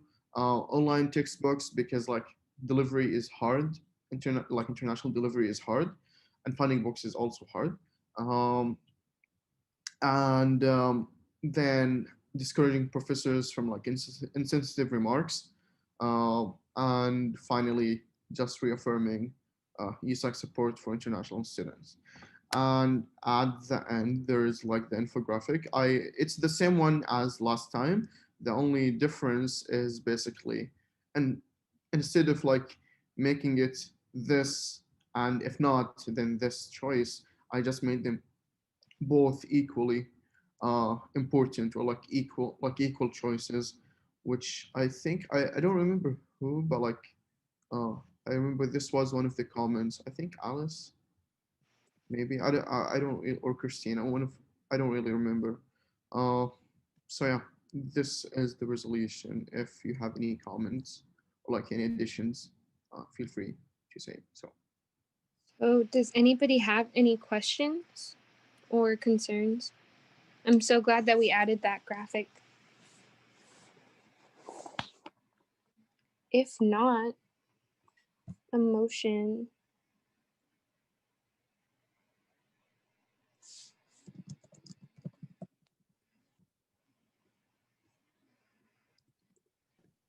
I motion to approve a resolution in support of academic accommodations for international students. I second. Sachi motions, Zuleika seconds. IDV? Yes. EVP? Yes. Gen Rep 1? Yes. Gen Rep 2? Yes. Gen Rep 3? Yes. AAC?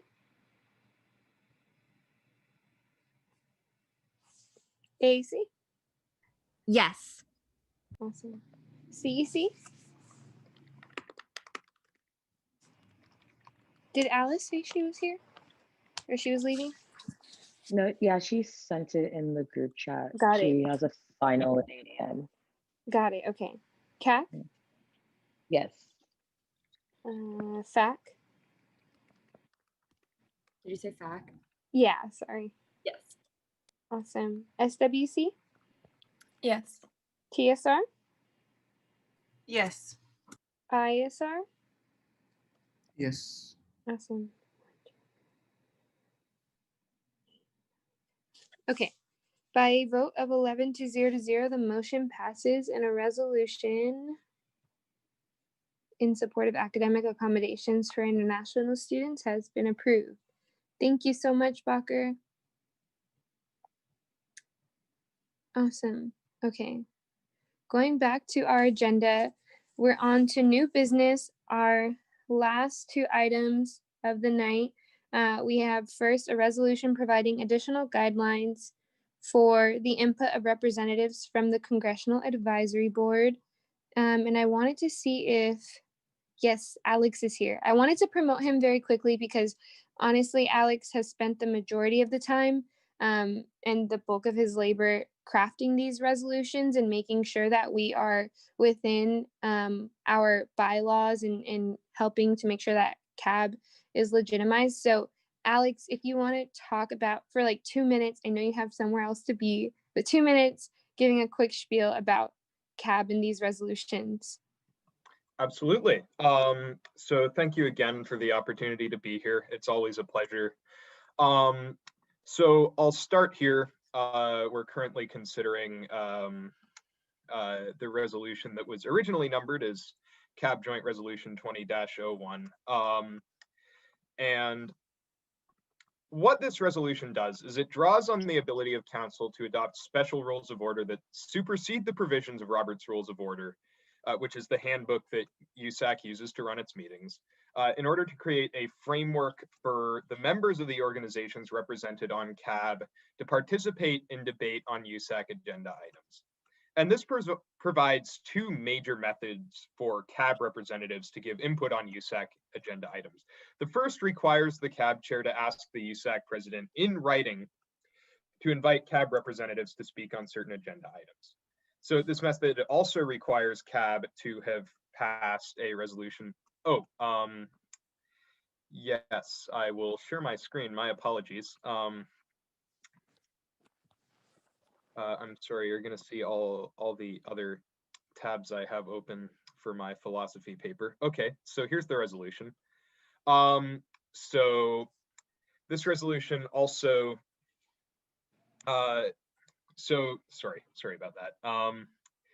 If the Congressional Advisory Board is initiating the request, then they also have to have passed a resolution that's related to the issue that's covered by the resolution they're asking to give input on in some way, or it has to be directly addressing that resolution. But there's a second path whereby a council officer, so any of you, can invite a representative of the board if you think that sort of an agenda item that you're proposing would benefit from that additional input. So that's really the bulk of this resolution, is creating a process, a limited scope process by which student advocates can come in, they can participate in debate on resolutions, they can give rundowns like the rundown I'm giving right now, in a very direct and streamlined fashion. And then Section B establishes this provision that allows USAC to impose additional requirements for these requests. We make use of that in the next resolution in this series. And then there are a couple sort of other bureaucratic provisions here. This is sort of Section C just says that everything needs to be in writing in terms of whether or not requests are being approved or denied. And Section D prescribes that the president is the officer responsible for ensuring that this rule is implemented, except that council can kind of override the president by suspending the rules, which is a power that they have already, but we figured it would be important to make that explicit here as well. Other than that, there's some bureaucratic stuff down here that sets this as a time-limited rule, meaning that it expires at the end of this council's term, and it allows council to extend it if they so desire, so that next year, if this is a project that council wants to continue with, they can easily renew this resolution just by sort of voting in favor of that.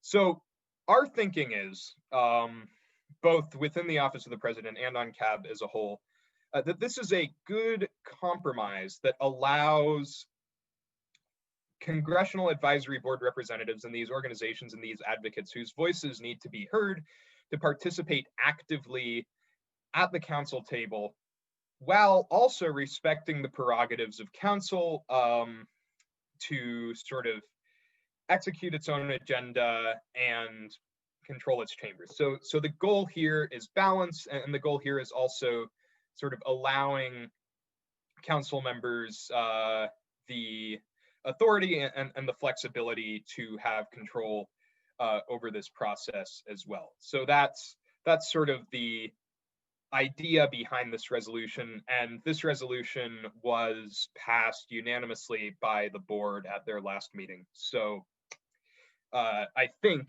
anyway, we got some buy-in from our members on that as well. So that's about it for the rundown. Yeah, okay. I'm gonna stop sharing my screen if that's okay. Thank you, Alex. Bacher, I know you had a quick question. Yeah, it's just one question, which is like why it is like a special rule, why it's not like a bylaw change, which is like more permanent, and it's within like our purview to do that. Sure, that's a great question. I think the reason we wanted to go with the special rule initially was to sort of use it as almost a trial period to see if council, you know, if it was going to be used extensively by the board first, and also to see if council got enough value out of that input to sort of consider imposing something more permanent like a bylaw change in terms of really formalizing this process. So that's why we're going with the special rule initially, really, because again, we want to respect the prerogatives of council here, and we want to make sure that as we move forward to sort of integrate the Congressional Advisory Board a little more, that's something that's providing value both to our members on the board and also to council as a whole. So yeah, we wanted to include that time limitation. We wanted to sort of make sure that council had a chance to sort of see what this was like in action before they committed to permanently changing the bylaws. Also, on that note too, I wanted to note that I also respect and enjoy like the history, like I guess the historical aspect of like resolutions. You get to kind of record history and leave a paper trail for those that come after. Even though they're only standing for 1 year, it still signals a message to whoever comes after that this was a conversation that was being discussed and that it wasn't just a bylaw change, or that it's not just like willy-nilly in our bylaws, that there is an actual history that's behind it. So that was also one of the reasons why I pushed for a resolution. Zuleika, and then Aiden. Yeah, hi Alex, thank you so much for presenting that. And I really appreciate your explanation on sort of like the temporary run of the committee. I did have some questions. I do like the procedural recommendations that you added into the resolution. My questions are more so towards like the composition of the board. There is, like, for example, I see a lot of wording about like the chair of the board. Who exactly is the chair of the board and how is that person nominated? Right, so that's a good question. Presently, I'm acting as the chair of the board, as the operations director, just until we sort of finalize all of our governing documents and our bylaws with our members. But moving forward, our intent is that the chair of the board be appointed by the president to the board, but with the sort of advice and consent of the board. So that individual would be recommended to the board by Naomi, and the board would be responsible for confirming that individual. So again, the goal there is to make sure that whoever becomes the chair is a person who's representative of both the interests of USAC, but also the interests of our members on the board. So yeah, if that answers your question. Right now, I'm right now I'm acting chair of the board, and we're looking for a more permanent person to fill that position, ideally starting in winter quarter. Got it. Thank you for that. My next really quick question is, there's also wording on a representative that would be in attendance of some of the USAC meetings. My next question is, how is that representative also appointed? And will that representative, is it a permanent position or will it change throughout the year? Right. So the intent behind this is that the chair can sort of consult with the individual members of the board about who would be most appropriate to provide input on a specific resolution. So the language, or the goal of the language, is to provide for a representative or kind of representatives to speak on different resolutions. So the goal is basically to recognize that there's a great diversity of communities that are represented on the Congressional Advisory Board. And we want to be able to draw on the expertise and knowledge of all of those individuals, as well as their lived experiences, in order to create a thing. So it's not a permanent position. Those are positions that are kind of appointed on an as needed basis by the chair of the Congressional Advisory Board, in order to sort of give input on a specific resolution. Got it. Sorry, I just came up with a follow-up question. In terms of resolutions, can there be multiple resolutions that are put on the table in CAB, or is there just a focus on one? And if there is a focus on one, how do they, I guess, discuss that, or is it voted on? Right. So we're leaving the door open to sort of input on multiple resolutions as relates to kind of USAC side, right? The Congressional Advisory Board can ask, or a council member can invite a representative of the board to discuss on pretty much as many USAC resolutions as are being considered in the individual meeting. From CAB's side, we consider a variety of resolutions covering pretty much every area. Our committee structure is kind of based around this idea that we should be addressing the areas that are important to our members. And of course, our member base is so diverse that we cover a lot of different things. We cover educational policy, we cover sort of diversity, equity, and inclusion. We cover issues of accessibility. So yeah, in that sense, we do consider multiple resolutions, and we want to leave that capability open, both on CAB's side and on the side of CAB giving input into USAC's affairs. Awesome. Thank you so much. Absolutely. Thank you. Okay, Aiden?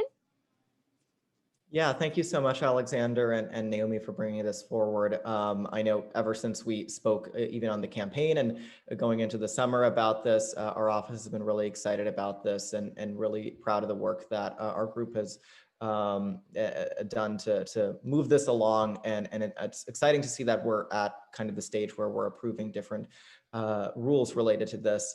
I guess one comment I'll make, similar to what some of my colleagues have stated, is we know our values as a council and where we stand on this. I think the discussions of this council have been very supportive of the Congressional Advisory Board.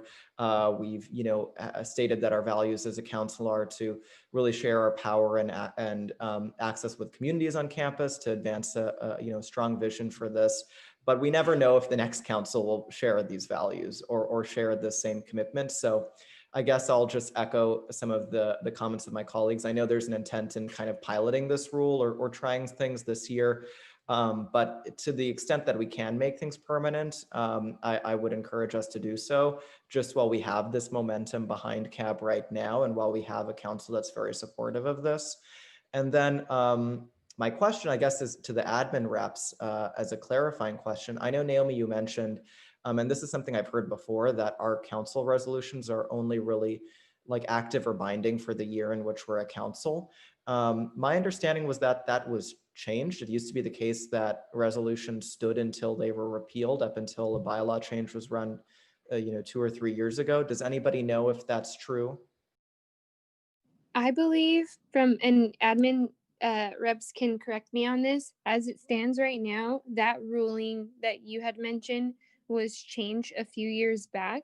I'm of the belief that we should have the ability to change it back, but I'm sure that might draw some controversies on its own. Aiden, I think changing it to what you had mentioned, I think is a good way to go about it. But other admin reps, I know Patty, you've probably been here long enough to also talk about how it was in the past.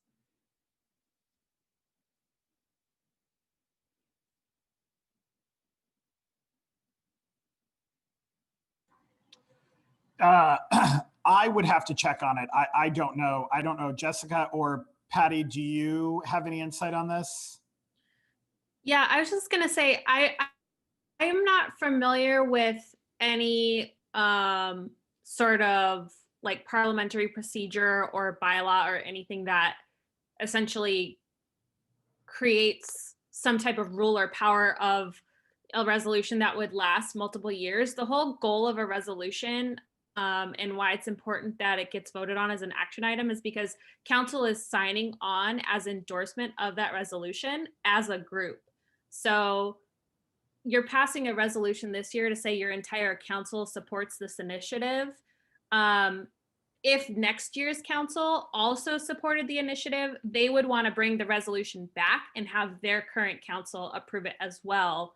So it's essentially saying that the next year's council also is in support of the resolution. So resolutions are not really meant to be standing documents, that span across years, unless the council is bringing it back up for a vote, if that makes sense.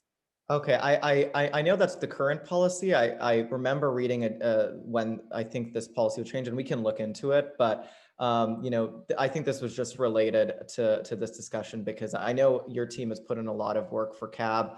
All of our offices have put in a lot of work for resolutions, and thinking of longevity. I mean, we've committed ourselves as a council this year to supporting affirmative action, to supporting international students, to supporting you name it. I don't know. It's frustrating that the next year's council will have to reapprove that on top of the new work that they'll be doing, and that will have to happen every year. And especially for CAB, since this is a big change, that they might have to seek reapprovals every year. Right.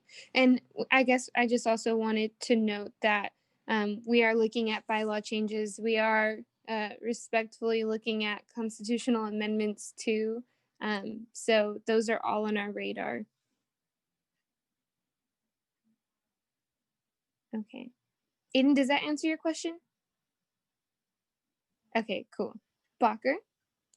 Yeah, just a quick comment. I think since like the point of having this as a temporary like special rule is kind of a trial period.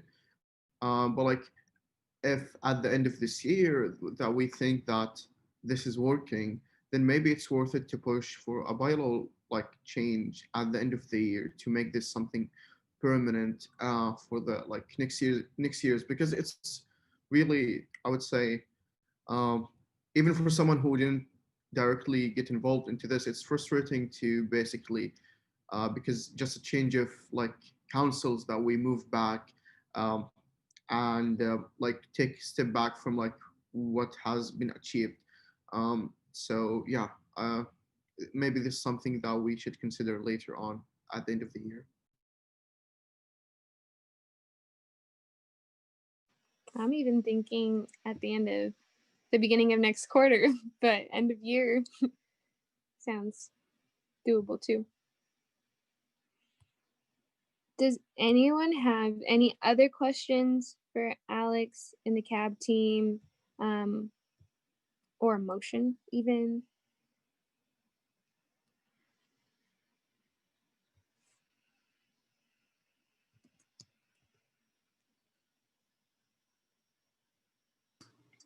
Is it, I motion to adopt a resolution? Oh, okay. Is this the rule of order allowing the input of a representative of the Congressional Advisory Board on certain agenda items? Yes. Wait, is that the one we're on?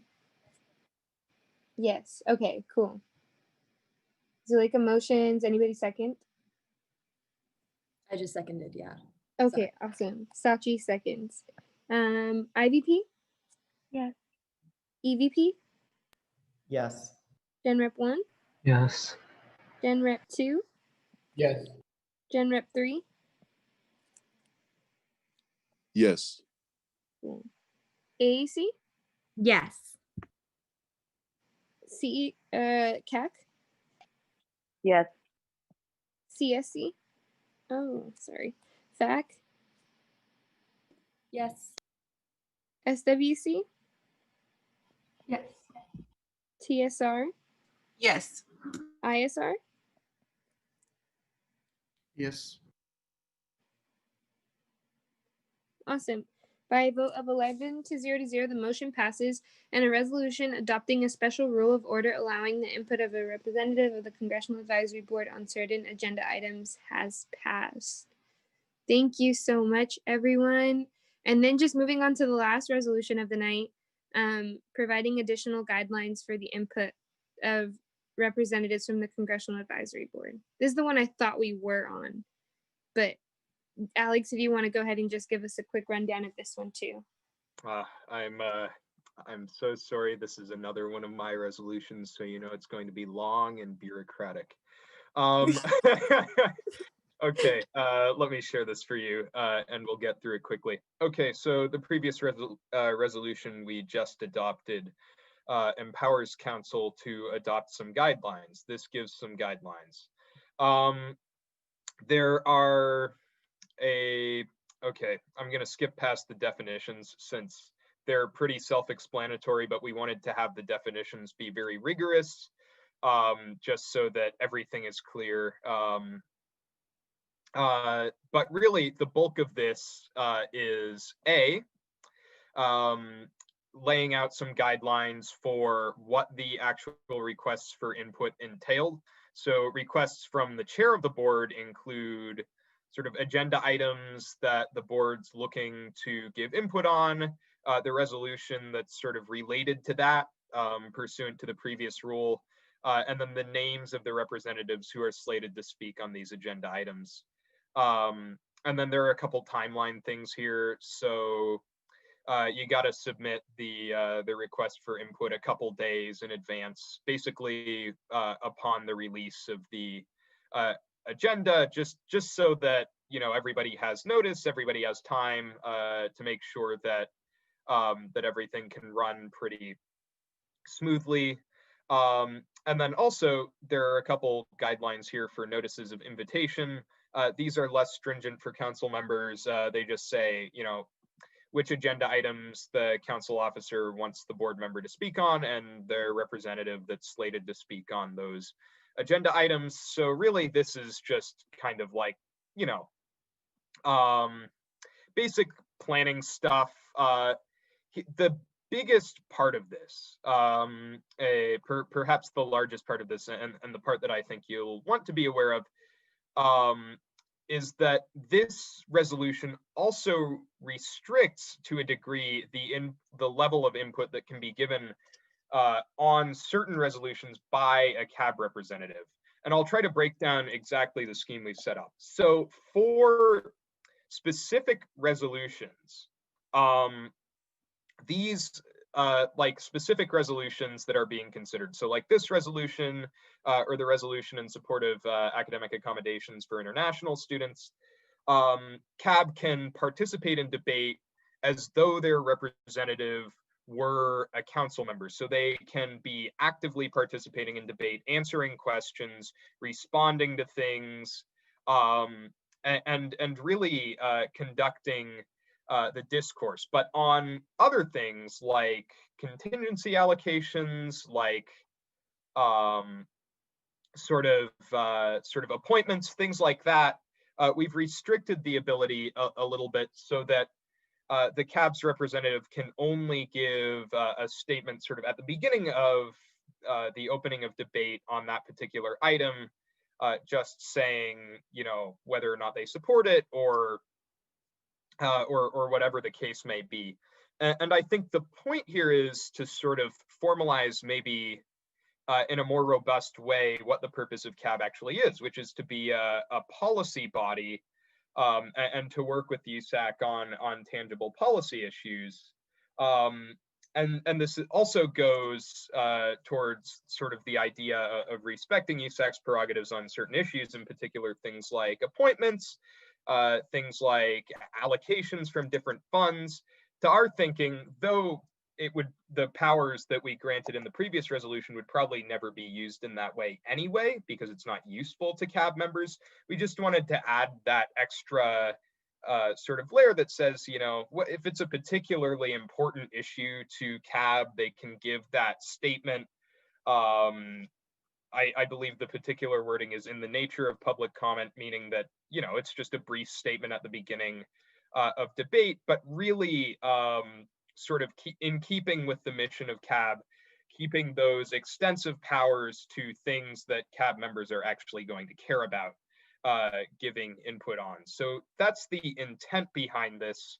The reason we're adopting these as a resolution is, again, to provide an even greater level of flexibility on council's ability to kind of modify and make changes to this schema as it becomes necessary. So if council decides that, they want CAB to be able to give input on appointments or something, or they want representatives of CAB to be able to ask questions of a person giving a presentation for whatever reason, you all are able to do that. You all can modify these paragraphs 6 and 7 in order to broaden those powers or to sort of modify the application of those powers as you see fit. So yeah, that's about it for the overview of this one. These are just a couple more guidelines for the nature of input. There's not a lot there except for those paragraphs 6 and 7, which I wanted to make you all aware of. Thank you, Alex. Bacher? Hi again. So I think I do have some clarifying questions. So first, in the previous resolution, it says that CAB representatives could give input on resolutions and agenda items. So the first thing is that in the second point, in which it says that what are the components of any request by the president of by the chair of the board, and it says that it should in point B, it says that it should include the citation for the resolution, but that doesn't really cover if it's just an agenda, an agenda item, a discussion. So that's the first question. And the second one, which is also kind of related, as in part 6, where it says it limits the debate, and it says that resolution, it basically the points A, B, and C are basically concerning resolutions. I didn't see anything specific to agenda items, if it's not a resolution related thing. So yeah, that's Sure. Yeah. Thank you for those questions. So I'm sorry. I think I was a little unclear here. The particular meaning of that citation for the resolution of the board is actually a citation for a resolution passed by the Congressional Advisory Board rather than the resolution they want to provide input on. So the idea there is basically that the board, if they're initiating a request, should at least, be saying, hey, this is an issue that we've talked about, that we have a consolidated opinion on, and that's why we want to come in and talk about it today. So that's sort of the first point, is that citation for a resolution of the board is really referring to stuff that's being dealt with by the board. And then I think on your second point, on point 6, yeah, this specifically addresses resolutions, and that's drawing on that that section B of the previous resolution that says that USAC can provide new requirements or additional requirements for the content of the requests, the types of agenda items for which a request may be submitted, and the extent of the input allowed to a representative of the board on any class of agenda items. So the idea there is that we have this sort of one class of agenda items, the resolutions of the council that they're being invited to speak on.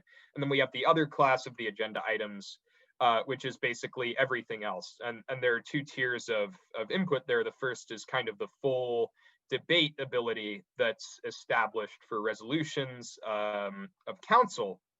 And then the second is that sort of opening statement ability for things like appointments and allocations, if that becomes necessary. So does that answer your question?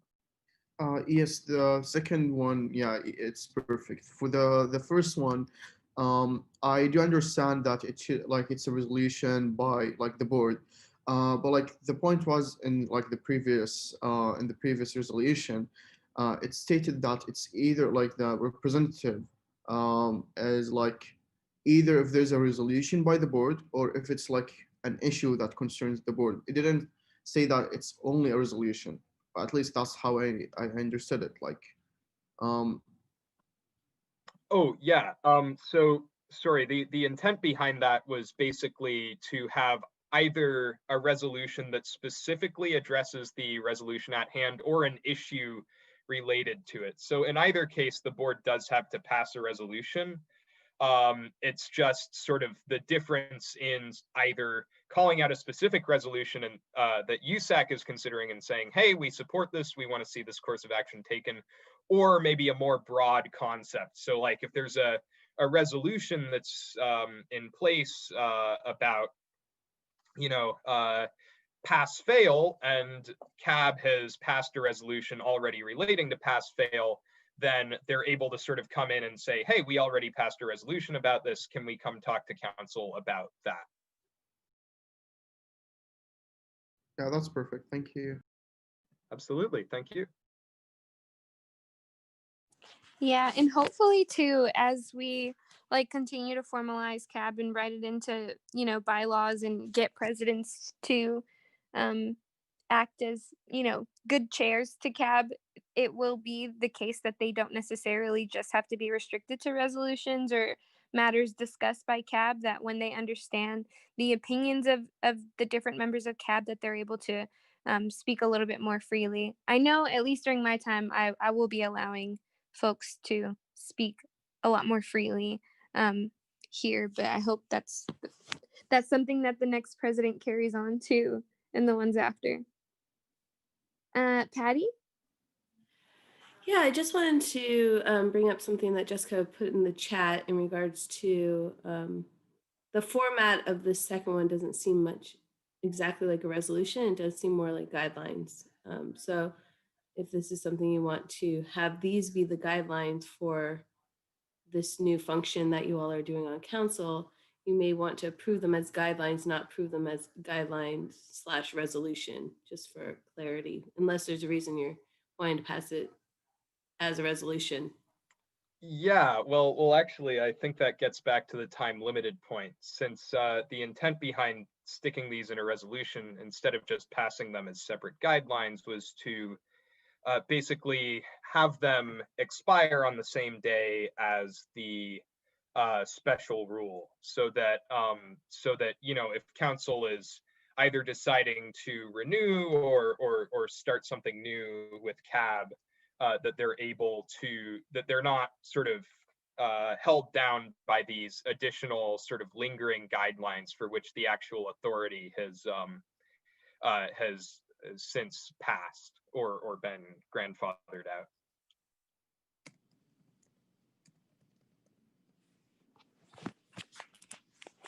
Cool. Wait, am I Okay. speaking? Okay, cool. Any other thoughts, questions, comments, concerns? If not, a motion.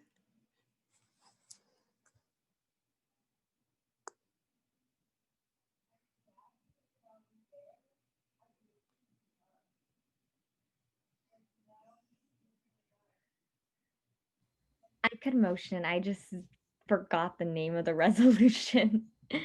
Let me see if I can find it. Pasting it into the chat. Okay, cool. It looks like I'm screaming. Sorry. Okay, I motion to support a resolution providing additional guidelines for the input of representatives from the Congressional Advisory Board.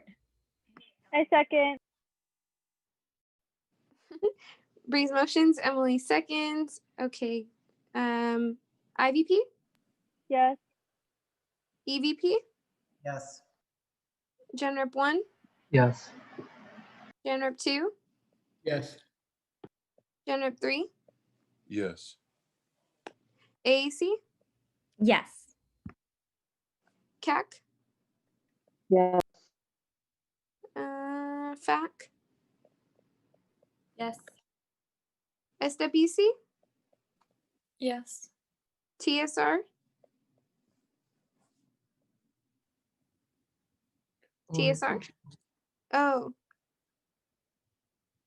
do you like a left, right? Yeah. Okay. Awesome. ISR?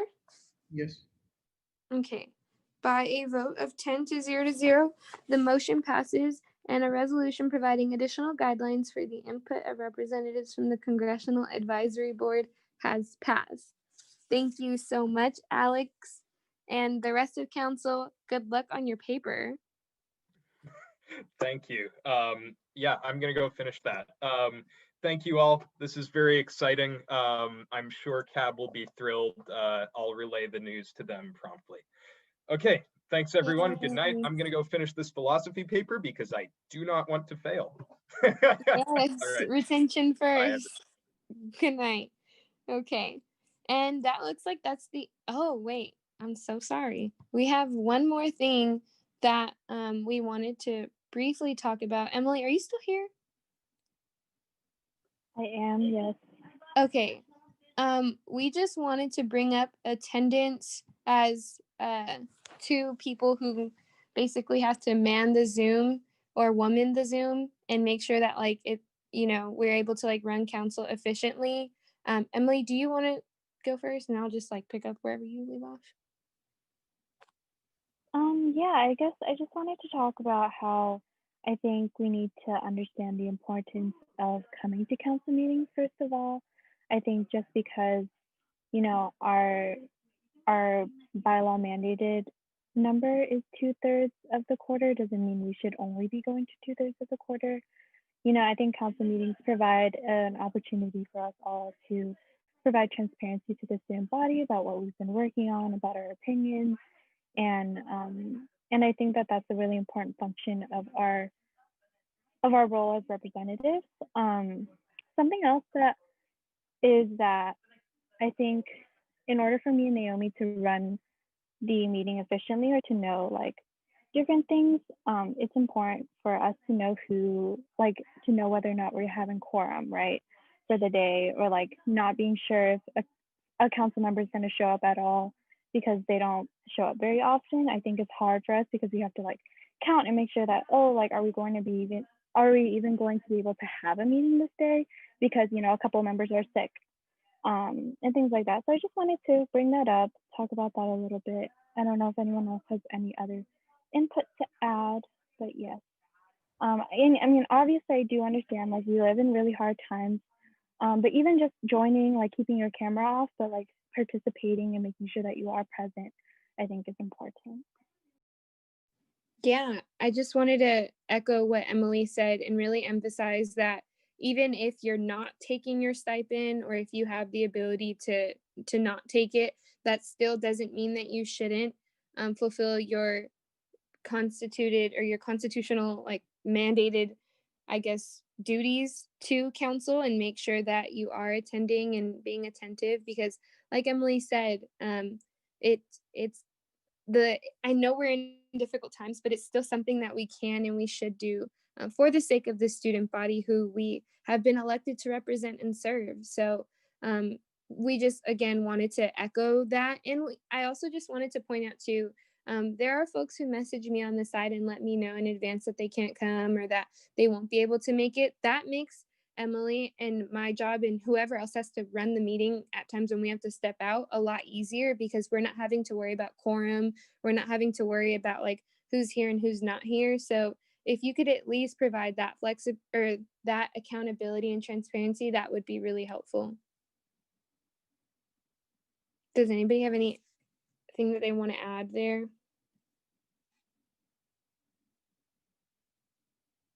Okay. If not, I see Sachi. Oh, go ahead, Sachi. I didn't see your hand. Yeah, sorry, I raised it kind of late.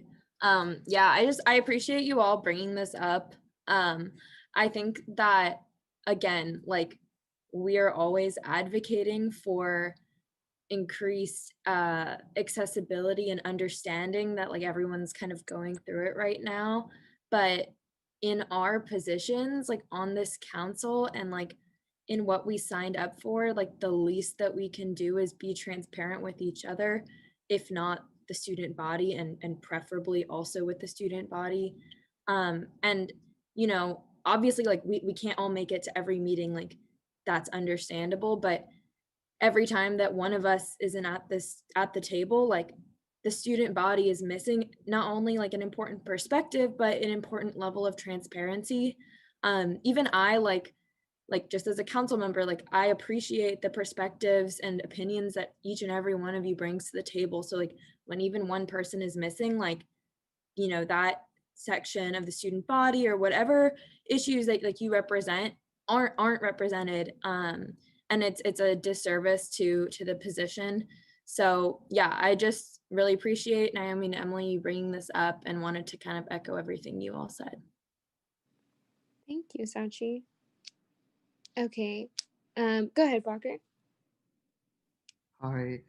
Yeah, thank you for bringing up this point. And I think I'm just going to take this as an opportunity. I know I did miss 2 meetings like 2 weeks ago or something, uh, without like telling everyone. Although I don't think this necessarily this point is targeted at me. But I think I do owe people apology for that. Uh, because honestly, and also speaking, with like having different hours, uh, I sometimes like my sleeping schedule is just so messed up. So sometimes I'm like awake uh, before the meeting like 1 hour, and I just like sleep while like literally sitting. Uh, so yeah, I think I don't know if those. I'm sure that those meetings did have quorum, but like uh, yeah, I think I'll try better to uh, give per notice. But yeah. Also, Bakur, I do want to note though that like I think like you're chill. Like we know sometimes you might knock out, bro. Like you're up all hours of the night and day. So we understand that. And I think one slip up isn't like the contention, I guess, that Naomi and like Emily are bringing up at this moment. I I mean, agree. yeah, but I honestly felt like compelled to apologize, even if like I wasn't the intention, but yeah. Thank you, Parker. I also agree too that we definitely understand your circumstances, and thank you for being up at, which I'm sure is like 1 p.m. over there. I'm not sure anymore. But thank you for being up nonetheless and for really committing to not only the international student community, but also all students on campus. Anyone else? Okay, great. Well, thank y'all for indulging us in that conversation. Those definitely are sometimes uncomfortable conversations, but they should be had because they're important. So thank y'all so much, and we'll end this meeting at 10:45 p.m. The recording has stopped. Okay.